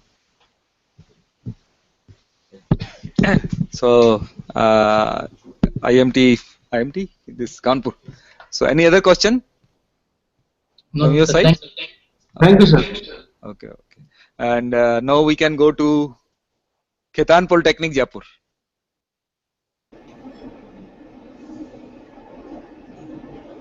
I think attendance is very thin there. Yes, sir. Okay. Mathurji. Yes, sir. Mathurji, please. Sir, it was nice discussion with the panel discussion was very nice and very elaborated. Rebuilding were demonstrated. We are also participants from so many disciplines. Guitar Polytechnic, from refrigeration engineering and civil engineering, architectural engineering, and few people are from mechanical. So it's also a heterogeneous group, and having so many ideas regarding these green buildings. So I think Sir had already discussed before this session regarding this geographical conditions, climatic conditions, and the comparative statement globally for the green buildings. What kind of materials, what kind of things which can contribute towards the green side of the buildings. So I think the discussion was very beneficial for all of us, and we really participating a lot more. Thank you. They don't have any specific question, and then Yes. yeah, please. I just want to add, in Jaipur, the government and Rajasthan government is, promoting the green building concept, and they have given additional 5% FAR for the buildings which make green. This is free FAR, and government is now looking at more and more incentives for people who make the buildings green. So I think if you locally, if there is a IGBC chapter, And if you are in contact with them, they will be able to provide you much guidance, and they will be able to support you and provide you all information and literature about how to go about the green buildings. But I would only say Mr. Sharma has already said, that green makes business. Let's be very clear. Green is not a losing proposition. And during my presentation, I clearly brought out, about 10 buildings, actual case study, which have been rated as a platinum building. And last was, Switzerland Earth Zone building, which had an area of 8 lakh square feet. The cost was 2% higher than, the normal cost for making them the platinum building. And the period of recovery was only 2 years. So I would suggest, please don't look after that who is going to fund you, because the day you make your building green, you will start earning benefit out of that because of the reduced energy bill, reduced water bill, and you will be saving throughout the life for which the building will be there. So please take it as I would say, as an agenda. It will not only make a business sense that you are going to cut down your cost, you will surely improve the indoor air quality. You will surely give a better environment to the students, and student will be more happy and healthy, and there will be good learner. I can add to this. Thank you very much. I think what Gupta ji has said, that we have one student chapter of IGBC, and there that annual membership fee is very less. I think it is about. It's free. But it is free. They can have. Okay, you can have basically, and then I think a few programs we generally conduct 1 or 2 programs with our students here in our institute also.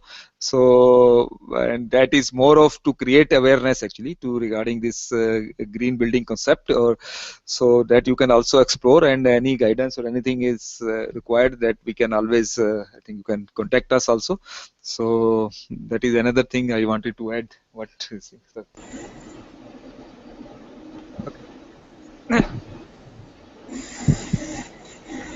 Yes, sir. Like Gupta ji rightly said that looking at some subsidies or maybe some other funds may not be necessary if you recover the cost in 2 years, basically, and it will be a recurring saving for the further this thing. I think I do agree because right now the construction is going, or new cities are coming with our intellectual and science and prominent architects behind that. But why we're not adopting this is only because of first the cost, second everybody is in a hurry, everybody wants to make money because they want to execute the project in fast and recover the money. So thirdly, I would say a conviction of the people. I mean, if someone has a conviction, yes, this is going to help us, or this is going to become a benchmark for the society and for the buildings to come, that passion has to be there. I mean, passion is not seen usually. I mean, it's not used. It's very rare, basically. And when something is not like commercially is not feasible and economically not feasible and socially not acceptable, so these things become sometimes constraint for any new ideas or new things to create, basically. I think we have to think of, as an institution we can think of, not as an individual. I think that's possible. If the institution start thinking that way, that's possible to happen. Thank you. In fact, green building has to emerge as a branding. Unless we have a branding done to the green building, it is not going to be accepted. Let the owner, let the man who buys a building or want to buy a house, he should say, I want a green house, so that he is assured of a quality or a benchmark by which the provision of those amenity will be there, and he will have a better, quality of life. Secondly, I think what, the issue has been raised, where are the hiccups, I think hiccups are at the government level also. It's also at the people level, at the investor also, but also builder. Builder says, why should I spend the money? His job is just to construct house and give it to this. He's not bothered, because rest of the money is to be paid by all the life. All bills have to be paid by the buyer. So therefore, I think it's important, let the buyer be aware, and that they be, they should ask for that, we want the green house, So the developer will have to be, compulsorily do this. Second hiccup comes in, on the government side. We have bylaws, rules and regulation, building regulation, which regulate the entire context of industry, their designing, their construction and their operation. But no building bylaws provide for, make provision that those buildings which are designed as per bylaws shall be green building. I think we need to look at bylaws. We need to make sure that bylaws have those components which ensure, building is a green building. In fact, I would say, let buildings be tested on the altar of how much green, how much energy efficient they are. Let the government decide per square foot consumption of electricity should be so much, and we have a software. The moment an architect submits a design, that design is fed into that software, and that works out, what is the energy consumption of that building. So unless and until that energy consumption level matches with the norms, the building plan should not be sanctioned. The man should be asked to revise the building plan, and then he will redo the plan, relook at the total rooms allocation and their design and the windows, air conditioning, whatever it is to do, that he will come back, and then only when he meets those requirements, his building plan should be sanctioned. That is one very, very critical areas. That is where in America, every material which is produced as a building material, there is a label put, that how much energy has gone into the production of this material. So therefore, you immediately, know what is the embodied energy in this. And in fact, it's mandatory. Second part is the windows. We have not talked about window. In America and all the Western countries, there are rated windows, There is a single glass, two glass, and there are three layered windows, Windows are the most dangerous thing, whereas we read in the morning. They bring on lot of heat, and they will also lose lot of heat because the fixing of window is so difficult and so loose in India. So windows also lose lot of light energy and this, and therefore in America, what they have done, windows are rated, They are rated for R value, they are rated for U values, and you will only be able to market window which are rated windows, That helps in doing lot of things. So there are, in fact, what has happened, the construction industry has not basically professionalized. We have not standardized. There is a component which are made by people, and they have different standard and norms. The day we go for standardization of building, in America, they may take 3 months to design, your house. They'll give you, this is your house. They will put, 8 plans before you. Whatever design you have, you can get it changed. There is no problem. But once they have designed, you have finalized the design, they'll not take more than 4 months to construct the house and hand over to you, because everything is standardized. They know how it is to be done, which is the most economical thing, and you have to choose within that. You can't give them your own standard. Here you find, number of doors you have, all the doors have a different size, irrespective of the size of that sheet we have, 6 by 8, or that panels, out of which they are called this there. We have all window sizes, irrespective of what is the glass sheet size produced, There they will not do, There is no question of any wastage. It is all standardized. You have to choose out of the standard windows, standard doors, and they will have standard design, for which everything has been standardized, which are put as industry puts those things. They are just brought in and assembled at that place. So Indian industry need to be professionalized, need to be standardized, and also there has to be more role of prefabrication, so that minimum of area, minimum of things are done. Of course, in the larger projects, it's now prefabrication is been done on a large scale. You have seen those metros, the way it has been constructed. Delhi metro would not have been possible by the conventional method. And similarly, you see flyovers, etc. They are being made because of certain innovation in the construction technology.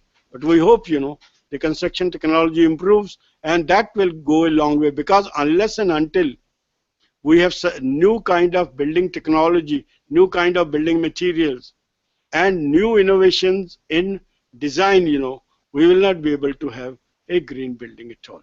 Thank you. Thank you, Gupta ji.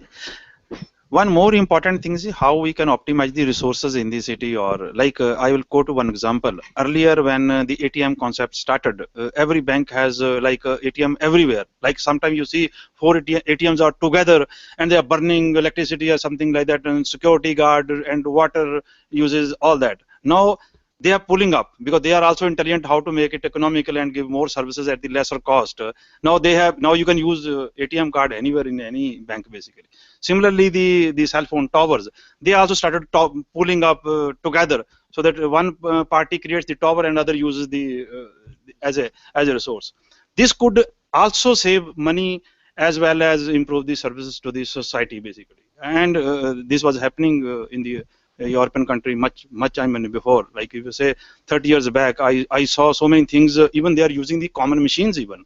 I saw in 30 years back, I went to the Swiss training first time. I went to the Swiss training and culture. They say, oh, this operation nearby factory will do this. This why this operation is of this factory. I mean, there's no trade secret. No, in Switzerland, everybody either makes watch or makes chocolate or some banking. So the only 3-4 products are in the across the country. So we were surprised that it's not possible in India. It's now happening in India also. So you will wait. I mean, people are more clubbing with the resources and pulling up the resources so that we can conserve the energy also. One more thing I would share with you.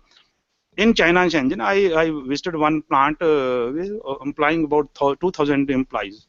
So at 5 o'clock, I just asked at what time you break. He said at 5 o'clock. So at 5 o'clock, we were at the nearby the gate discussing something, and nobody came out. I just asked, there's a hooter and there's nobody's coming out. They said, no, it's mandatory. If we employ more than 500 people inside the factory, we have to provide the accommodation inside. Why?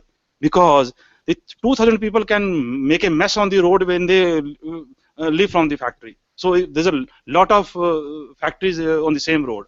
So it's not allowed. They have to provide the accommodation inside, food, medical, everything inside. No traffic jam at 5 o'clock. So there's a lot of innovations coming out, how to save energy, emission, and how to make quality better rather. So this is, again, there's no end to this basically. And the new kind of innovation which has been talked about, I will add to that, Now the new kind of city planning. Unfortunately, master plans are being prepared. And master plan are the one which dictate the future of the city. No master plan is prepared ever with a concern for the energy. They do not know, how the energy is going to be consumed and what is the impact of this city, this master plan. But now they are now thinking about, is a new concept coming, TOD, transit oriented development. That means development has to be linear.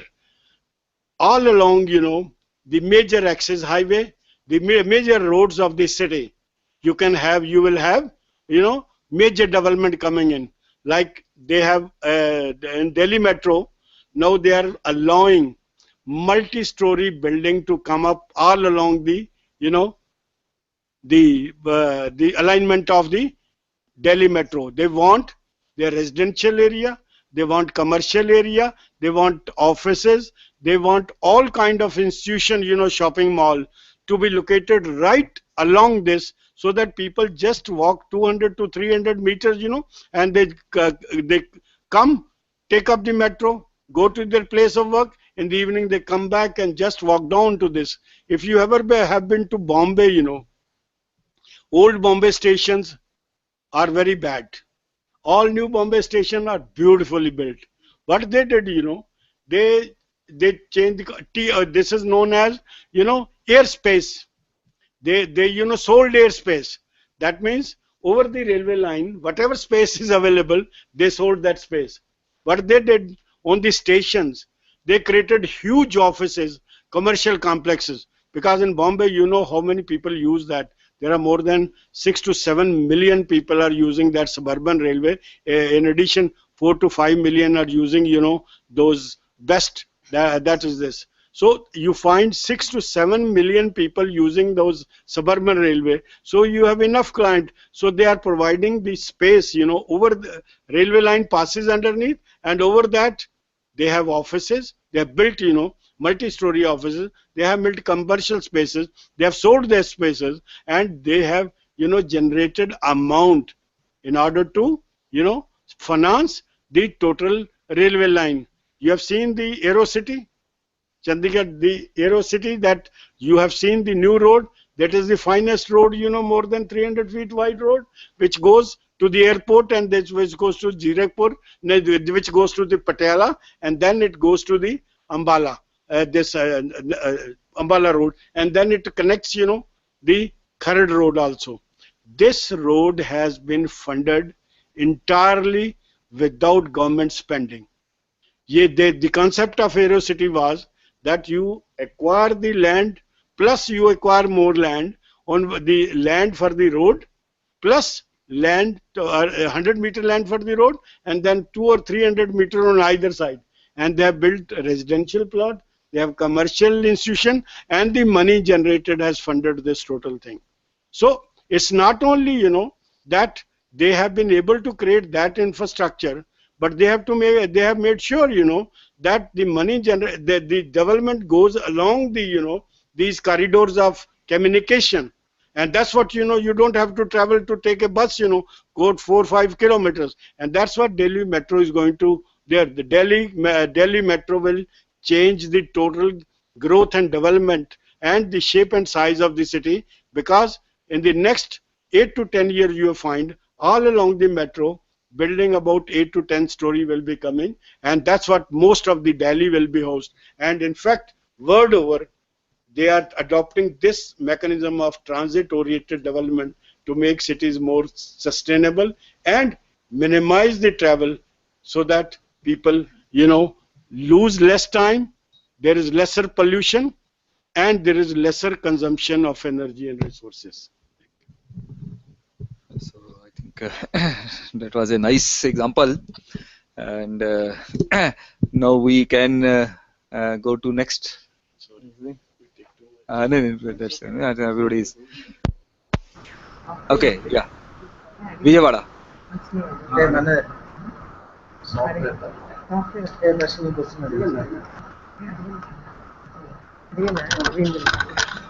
Vijayawada near, I think you are going to have new capital there. So lot of green concepts are to be applied. I think this program should be very relevant to your students. Yeah, please. Sir, good evening, sir. Good evening. Sir, during the construction of green buildings, if suppose acid rain falls, does it affect the green building, and what are the remedial measures and any software which is taken to prevention all these green buildings? I have not understood your question. You said that your acid rain falls on the green building, sir. Does it damage the green building? Climatic conditions are not supporting the green buildings. Okay, yeah, climatic conditions are not supporting the green building. That means, yeah. Is there any effect to the green buildings? Yes, it is not that. Okay, climate conditions, you mean to say it is extreme winter, or it is extreme summer, or extreme temperature, you can say, like you can construct a green building in Rajasthan also. There are so many examples of having old structure as a green building. You can say, okay, Hawa Mahal is the one example. If you go to the old Havelis there in Rajasthan or Jaisalmer, you will find that all those buildings are having that, say again, all the elements of your a good air circulation and water storage facilities and all those things are so basically what I think what was explained in the morning, that okay, how you orient your building in your climate zone. So according to that you have to basically design and plan your building, and then I think this climate basically will affect your orientation and selection of your other materials like into the building. So how much is the open area, how much is the window area, how much is the say, building envelope, where to cut the sun, and how much say light you wanted to enter into your building. So those factors are basically decided based in which basically location are you. So climatic conditions I don't think will have any effect on your design and this construction of a green building in any particular area. Maybe I think you can also say something. In fact, your question was not clear, but we can say, that you have to see, we said that how the building has been designed, because each case is different, each building is different, and the way it has been designed, that needs to be looked into. Suppose you are in a very hot zone. I know Vijayawada is in a very hot zone, but if you have more opening on the western side, surely it's a disaster. East and west are two most dangerous kind of areas, which creates lot of heat, etc. So that's what it has to be avoided. Of course, you may have a limitation because your building, your site faces the west. Then there are options available. You have louvers which are there to cut off the sun. You make use of the trees, to cut off the sun. You can have green walls and green roofs, to cut out the heat, and you can rationalize the placing of window and the opening of window, in order to make sure that the unwanted heat doesn't enter the building and make it very hot. In fact, it is the context in which the building has been designed that needs to be studied, the way it has been designed, and the way the building has been placed, and where your campus is located, that needs to be studied. In fact, only after we have given you the principle, based on which you have to you can design a green building. But nevertheless, for an existing building, it is always case to case study which need to be undertaken, why existing building is not a green building and why it is energy inefficient, or which is causing problem in your indoor air quality, etc. Thank you. So I think that was the question you asked. Yes, another question. Sir, another question, sir. Yeah, another. Yeah, please. That Gupta sir said some software is there to calculate all when we design some green building, energy conservation ratings. What software is that thing, sir? So that there are many lot. One software basically you can have what is for if you basically evaluate the performance, energy performance. It is eQuest. eQuest. Okay. eQuest. So that is the software basically which can be used where it has basically you can put all the parameters and it will automatically will calculate the various your energy. Suppose you are having a high performance glass place, so basically it will you need to know what is the U value. So basically if you give all those details in that particular parameter, it will calculate basically what is the internally heat will be generated and how much this thing. So that software is available. There are others also that I think maybe if my colleagues or my panelist can give some information, but that is the one I know about energy. This thing. Okay, but a lot of software. Yeah, they are available. They can in case during I think we are looking for the green building like a brand, but brand is already there. We are not saying like green, but it's like a Vastu buildings. Lot of people are selling the houses, towers, by saying this is the Vastu designed. Basically, this is the same thing. Which area we have to protect from the heat and which side has to be more open and which side has to be. This is again a science basically. You call it a Vastu or you call it a eco side basically. And you see, we copy too fast basically. In European country, like they have more glazing part because they like sun, but sun doesn't work in India basically, especially where is the northern side. There is extreme heat, extreme summer and winter both. So we need a very small area only for lighting, not much for the sun heat. That's important. So if you go with even Vastu science also, this also works for the green buildings. Yes. Any other question?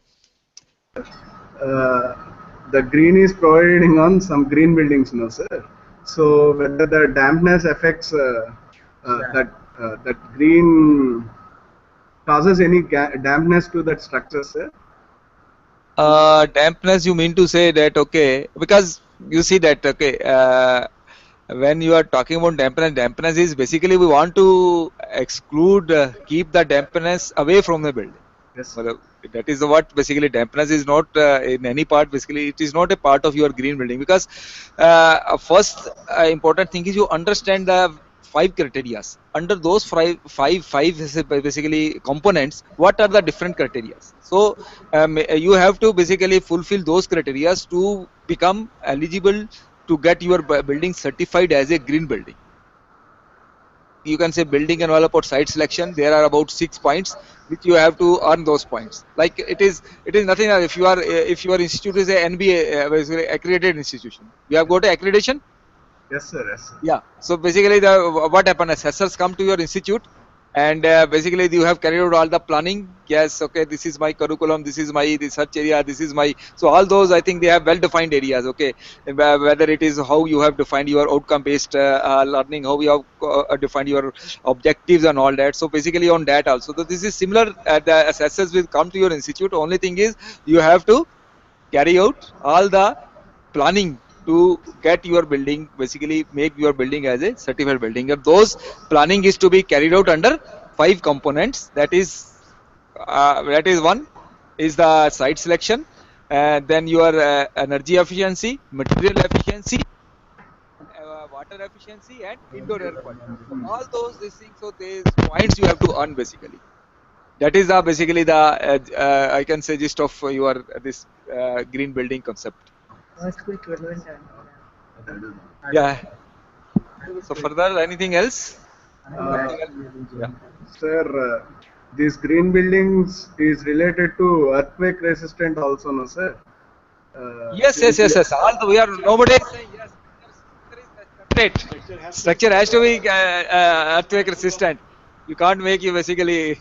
So I think we need to have one more lecture on your these rating systems. Only then you will understand basically. So it is not anything different. Any structure can be rated as a. I think let me on latter side. I will basically. I was sitting in one some as an expert in some interview, and there we asked, okay, what is a green building? So most of the participants, say 80% or 90%, they said green building means that, okay, where you have put some sort of a trees around the building, or trees on the top, or maybe some plantation you have done. So that concept is not there. It is definitely not this thing. So I am again and again saying that, okay, you are having five main things. Under those main things, you have to fulfill your your energy efficiency. You have to ensure how much energy your building is consuming. Under that, you score some point.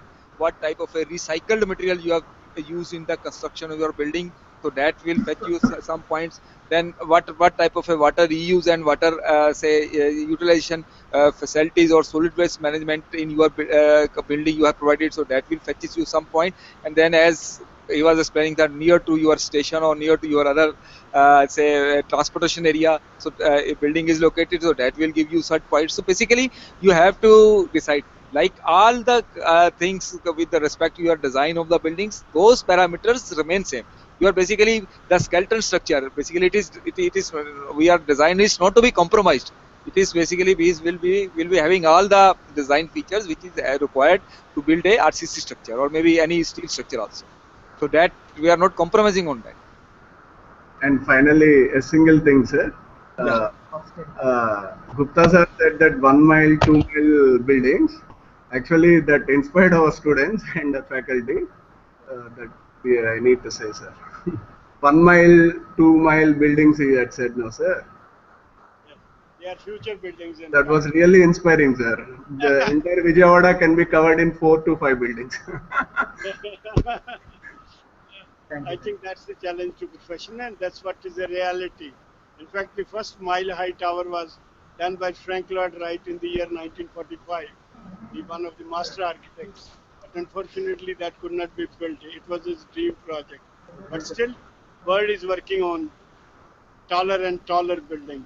And in fact, it is the taller building which will hold the future, considering our resources, considering our limited land availability, etc.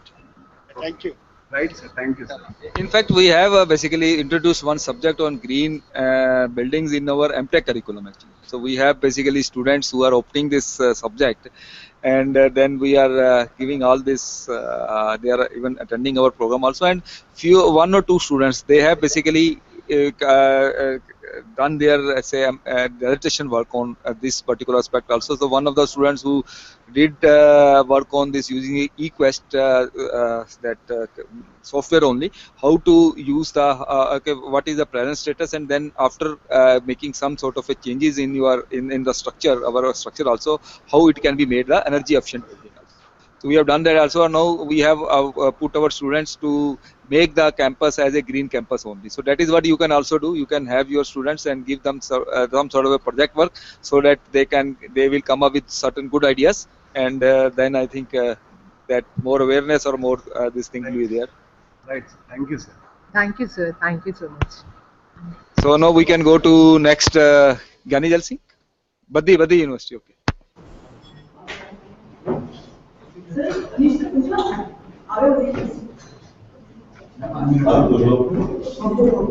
Good afternoon, sir. Hello, am I audible, sir?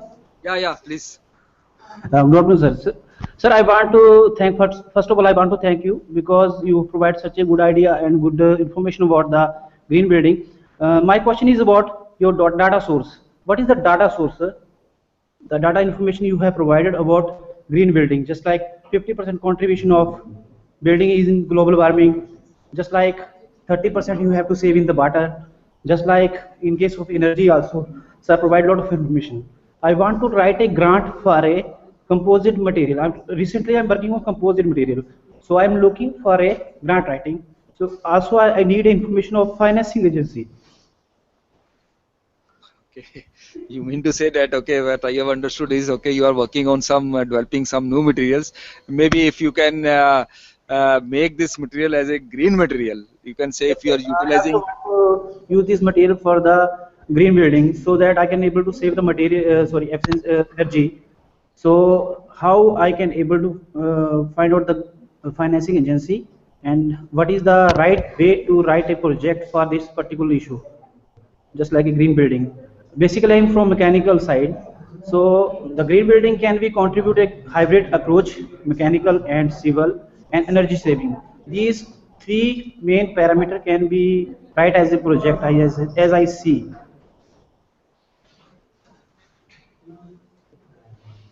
So I need the informations in the form of financing agencies and in the form of data sources from where you got all these informations.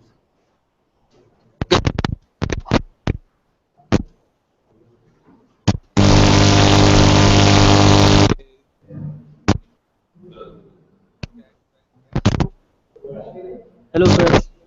Hello.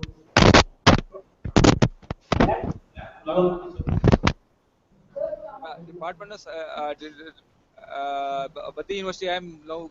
Can you hear me? Yes, sir. Right now I am able to hear you. Okay. So, so what you have asked is basically you wanted to know the information to fund the R&D projects. So Yes. I have this information of data also. that is what. So that can be done through either Department of Science and Technology of Government of India. They have listed certain missions. Basically, under that mission, you can apply to get the grant. And the limit is basically 3, 4 crores, 5 crores. You can get basically depending upon how you justify your project.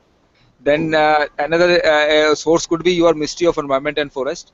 They are also having certain projects basically based on this green concept. So there you can also, earlier this Fly Ash mission was there, but now Fly Ash mission basically has been removed from that particular giving the grant also. But if you don't don't say Fly Ash mission, because you can say reutilization of the waste material. I think through for utilizing the waste material, there are a lot of grants available from DSIR, from DST, from Ministry of Environment, Forest and Environment, and then of energy efficiency. Then MNR is also giving basically certain on this solar energy and these particular things. So they are also giving lot of funds this thing. And another area could be, I think, if you go to this thing DST, you have a incubation center at your place. And from that you can get various, you can have by having some say training some incubator, you can provide some sort of a say material developed, and then that can be basically given to the industry and all that. So that sort of a area can also be tried. So lot of, I think once you try these areas, you will be definitely be able to get some sort of a fund for your project. Okay. Yeah. Thank you, sir. So can we go to Batinda? Yani Dal Singh Batinda.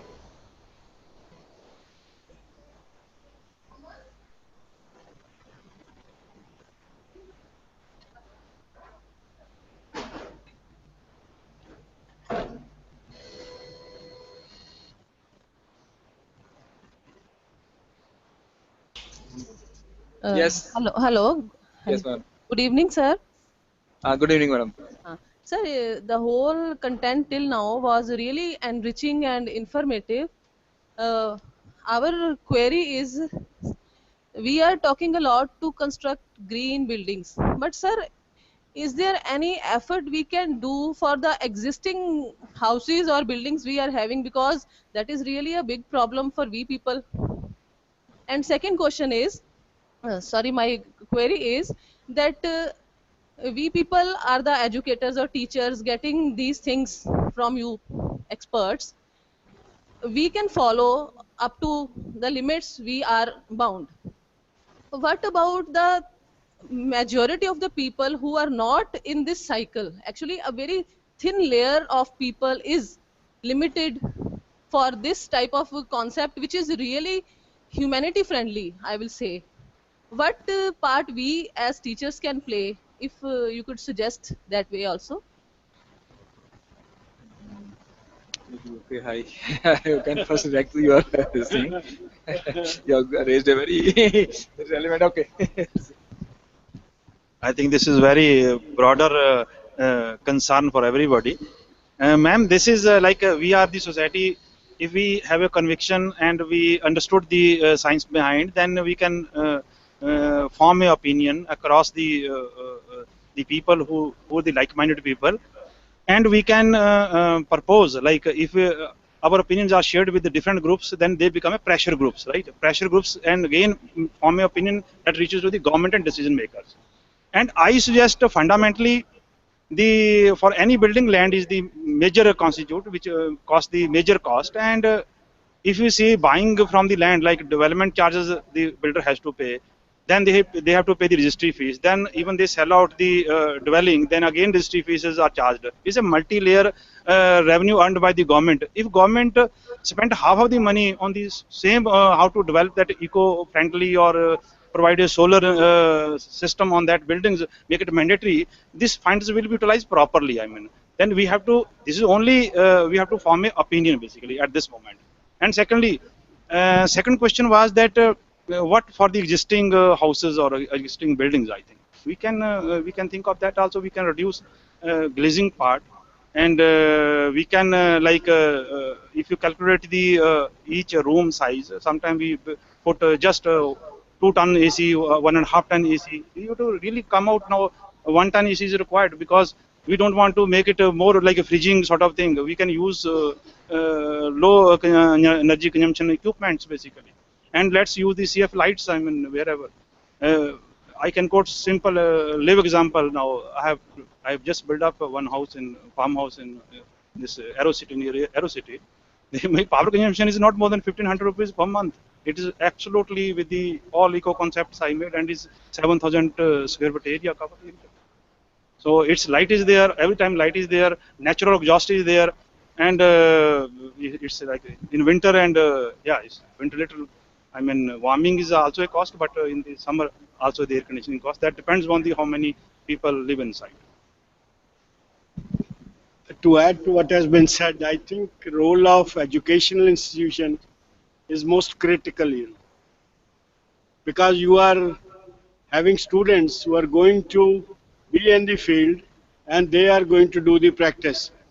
So therefore, I would suggest number one, educational institution must make green building and sustainable building as the integral part of the curricula, like it has been done in the NITTTR. They have made it. We have also used in the Punjab Technical University, the syllabus. I was chairman board of studies of architecture. we made sure that green building is made as an integral part of the architectural education. So whosoever becomes architect from the PTU college, he will have to study that subject and maybe he has to practice. Secondly, it is same thing at the master's level. In your case, that while you are having the Maharaja Ranjit Singh Technical University, second technical university, and I was part of that jury which approved the building plans, and that has been now approved.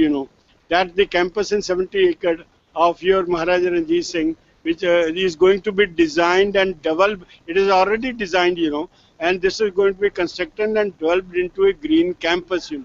So you will have on hand that example, how these buildings are being oriented, what kind of elements which are going to be put in order to make that campus green. Thirdly, the role of government remains critical. In fact, it's the government which ultimately controls the total system of construction. And I have already said they have to reorient their building bylaws, in order to in order to ensure that all building constructed are, on the parameter or on the altar, they are standing on the altar of being green.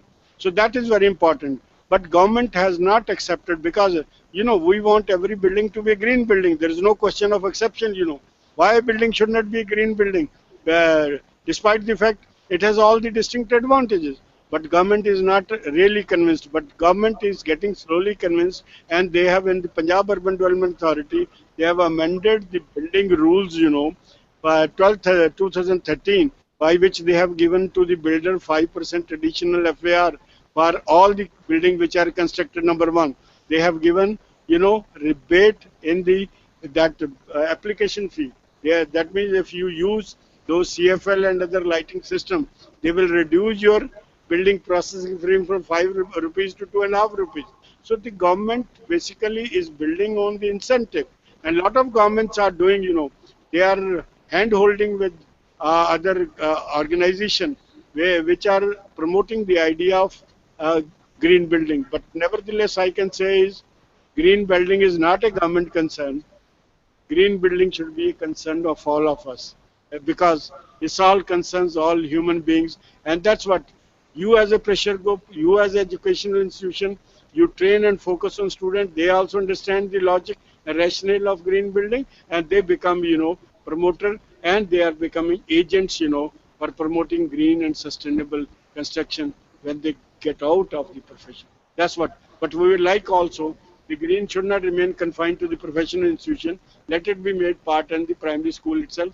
Right from the day one, green becomes integral part of the living. Unless you make green as a part of living, surely you will not be able to do justice to this, global livability and sustainability. To add to this, I think what Santoji said that okay, we need to create the awareness regarding this, and I think most again and again the same question is repeating that how we can convert our existing building into a green building. So basically, you start one element by element. Let us say if you why not to take the energy first, and then you have your basically all the lights replaced by LED lights, then install your solar water heating system at the top, and then maybe if you can think of installing on your say generating your own energy by installing some photovoltaics and other thing, and then okay reorient your entry of sun and say heat into your building, so that way you can basically start your work also. It is not difficult one. You can basically adjust all the existing buildings can be converted into the building once. I think you because this is early 2 days, we have only 1 or 2 sessions on this thing. Basically, subsequently, because as this course program is there, so you see that okay, we have given the basic of what is the green buildings, and then how to achieve that we are talking about one by one. Already maybe some energy. In the morning you have this construction this thing, then I think Gupta ji had an orientation and all that, and then we will be having some how to achieve the water efficiency. So those things basically one by one everything can be achieved basically, maybe for a new building, maybe for existing building, and then the laws and basically has to be amended, no doubt. I can give you example of our own construction when we were having this new buy hostel. So we said CPW was constructing it, so we requested them to go for, instead of the clay bricks, you go for aerated concrete blocks. They said we don't have in that our schedule. We cannot provide the aerated concrete blocks. But now after 4 or 5 years, now this in the schedule they have put that providing provision of aerated concrete blocks as a scheduled item. So now they have, and many buildings now I have found which are being constructed by CPWD, they are having these aerated concrete blocks as a replacement for the burnt clay bricks. So basically, if you see that even this is example, so that okay, burnt clay bricks, okay, lot of energy is being consumed, embodied energy we just lot of energy is being consumed for manufacturing those bricks. So basically, we are looking for some material which are having lesser embodied energy at the same time, which have been made by utilizing some waste material otherwise also.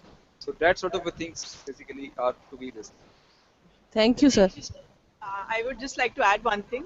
As GT rightly pointed out, green is not only about buildings. We have to make it as a part of our life.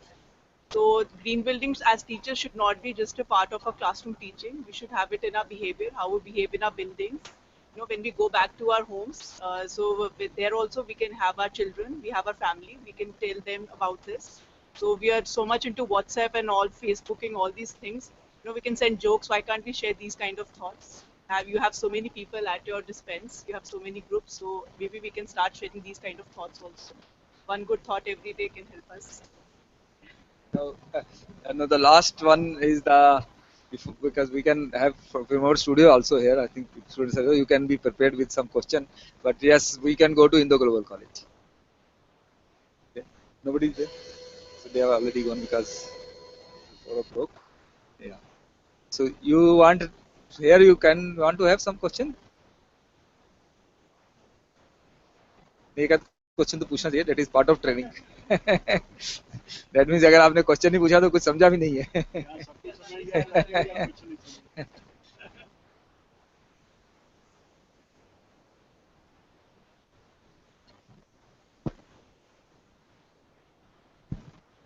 देखिए pipe जैसे ये pipe provide करते हैं वैसे भी सन के लिए कोई प्रॉब्लम नहीं है. आप कोई भी ले लो. ये पब्लिक हेल्थ के लिए पानी की पाइप होती है थोड़ी प्लास्टिक की, वो उसके निकाल के then take it inside outside it, और ऊपर ग्लास है बाहर लानी चाहिए ताकि ग्लास आप यू कैन एक्सेस द सन, और वो सन की रोशनी को लेके अंदर आएगा. ठीक है, that's what the mechanism and it's been used and it has been. ये नहीं है कि एक भी पाइप लगानी है. You can put it different places. It will all be basement will be lit without any window unit. So that's what.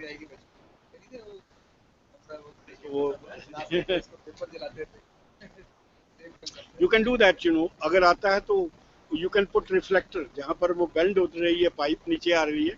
You can put reflector, उससे ज़्यादा light जो है reflect होके आएगी. You can make modification whatever it is, but you can harvest the sunlight.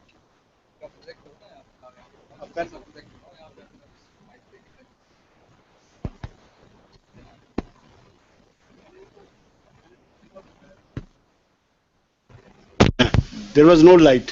फिर एक आदमी ने क्या किया वहां पर, he took one bottle जी, ये 2 लीटर कोका कोला की बोतल लेके उसके अंदर पानी भर के केमिकल लगा के ना उसने छत को काट दिया, और उसके एक प्लेट और ले ली. उसके प्लेट के अंदर उसको पाइप वो जो बोतल थी उसको उल्टा फिट कर दिया और रूफ के ऊपर फिट कर दिया. उसके बाद इतनी लाइट आई अंदर. They never needed any kind of bulb, and all the time they were getting electricity. And this simple one invention changed the total life. नहीं तो वो आदमी ढूंढते रहते थे बारिश का लाइट कहाँ से आएगी. But मेरे पास video I shared with you, how that man has done it and how this works. सारा वो झुग्गी का शेक है. This all get lit जब तक बाहर लाइट रहती है, and you don't need any kind of artificial light to. Need is the mother of invention. और उस आदमी ने सारा quality of life has changed because बच्चे पढ़ रहे हैं, कुछ कर रहे हैं, and all the time you are having light. Otherwise अंधेरा ही अंधेरा था, क्योंकि वो जैसे स्लम बनते हैं they don't have वो दीवार के साथ दीवार जुड़ी हुई है, तो मटेरियल भी ऐसे हैं. उसने काट के मटेरियल लगा के and then अब now he is getting so many orders. He says it is so difficult to उसके डिमांड इतनी हो गई, उसने 2-3 असिस्टेंट रख लिए. अब वो यही लगे रहते हैं, छोटी प्लेट लेके उसके अंदर बॉटल फिट करते हैं और फिर जाके छत के ऊपर काट के वो वहां जाके चिपका देते हैं. And that's what they are doing. That's the business. And that's $1 it was costing. Startup का एक project हो गया. बिल्कुल. So we can wind up right now. I will like to thank our both the outside experts, Dr. Jeet Gupta ji and Jagjit Singh ji, and also Himi Gupta who conducted this session. And I think we had a very nice discussion on various aspects. So it was a very fruitful session. So thank you very much at Alda Center, and thank you very much to Professor. All the centers, we'll tomorrow again join in at 9:30 morning. So we'll be joined by Terry tomorrow morning for the first session. So I request all centers to join us in time tomorrow. Thank you. The lecture will be taken from Delhi, I think. From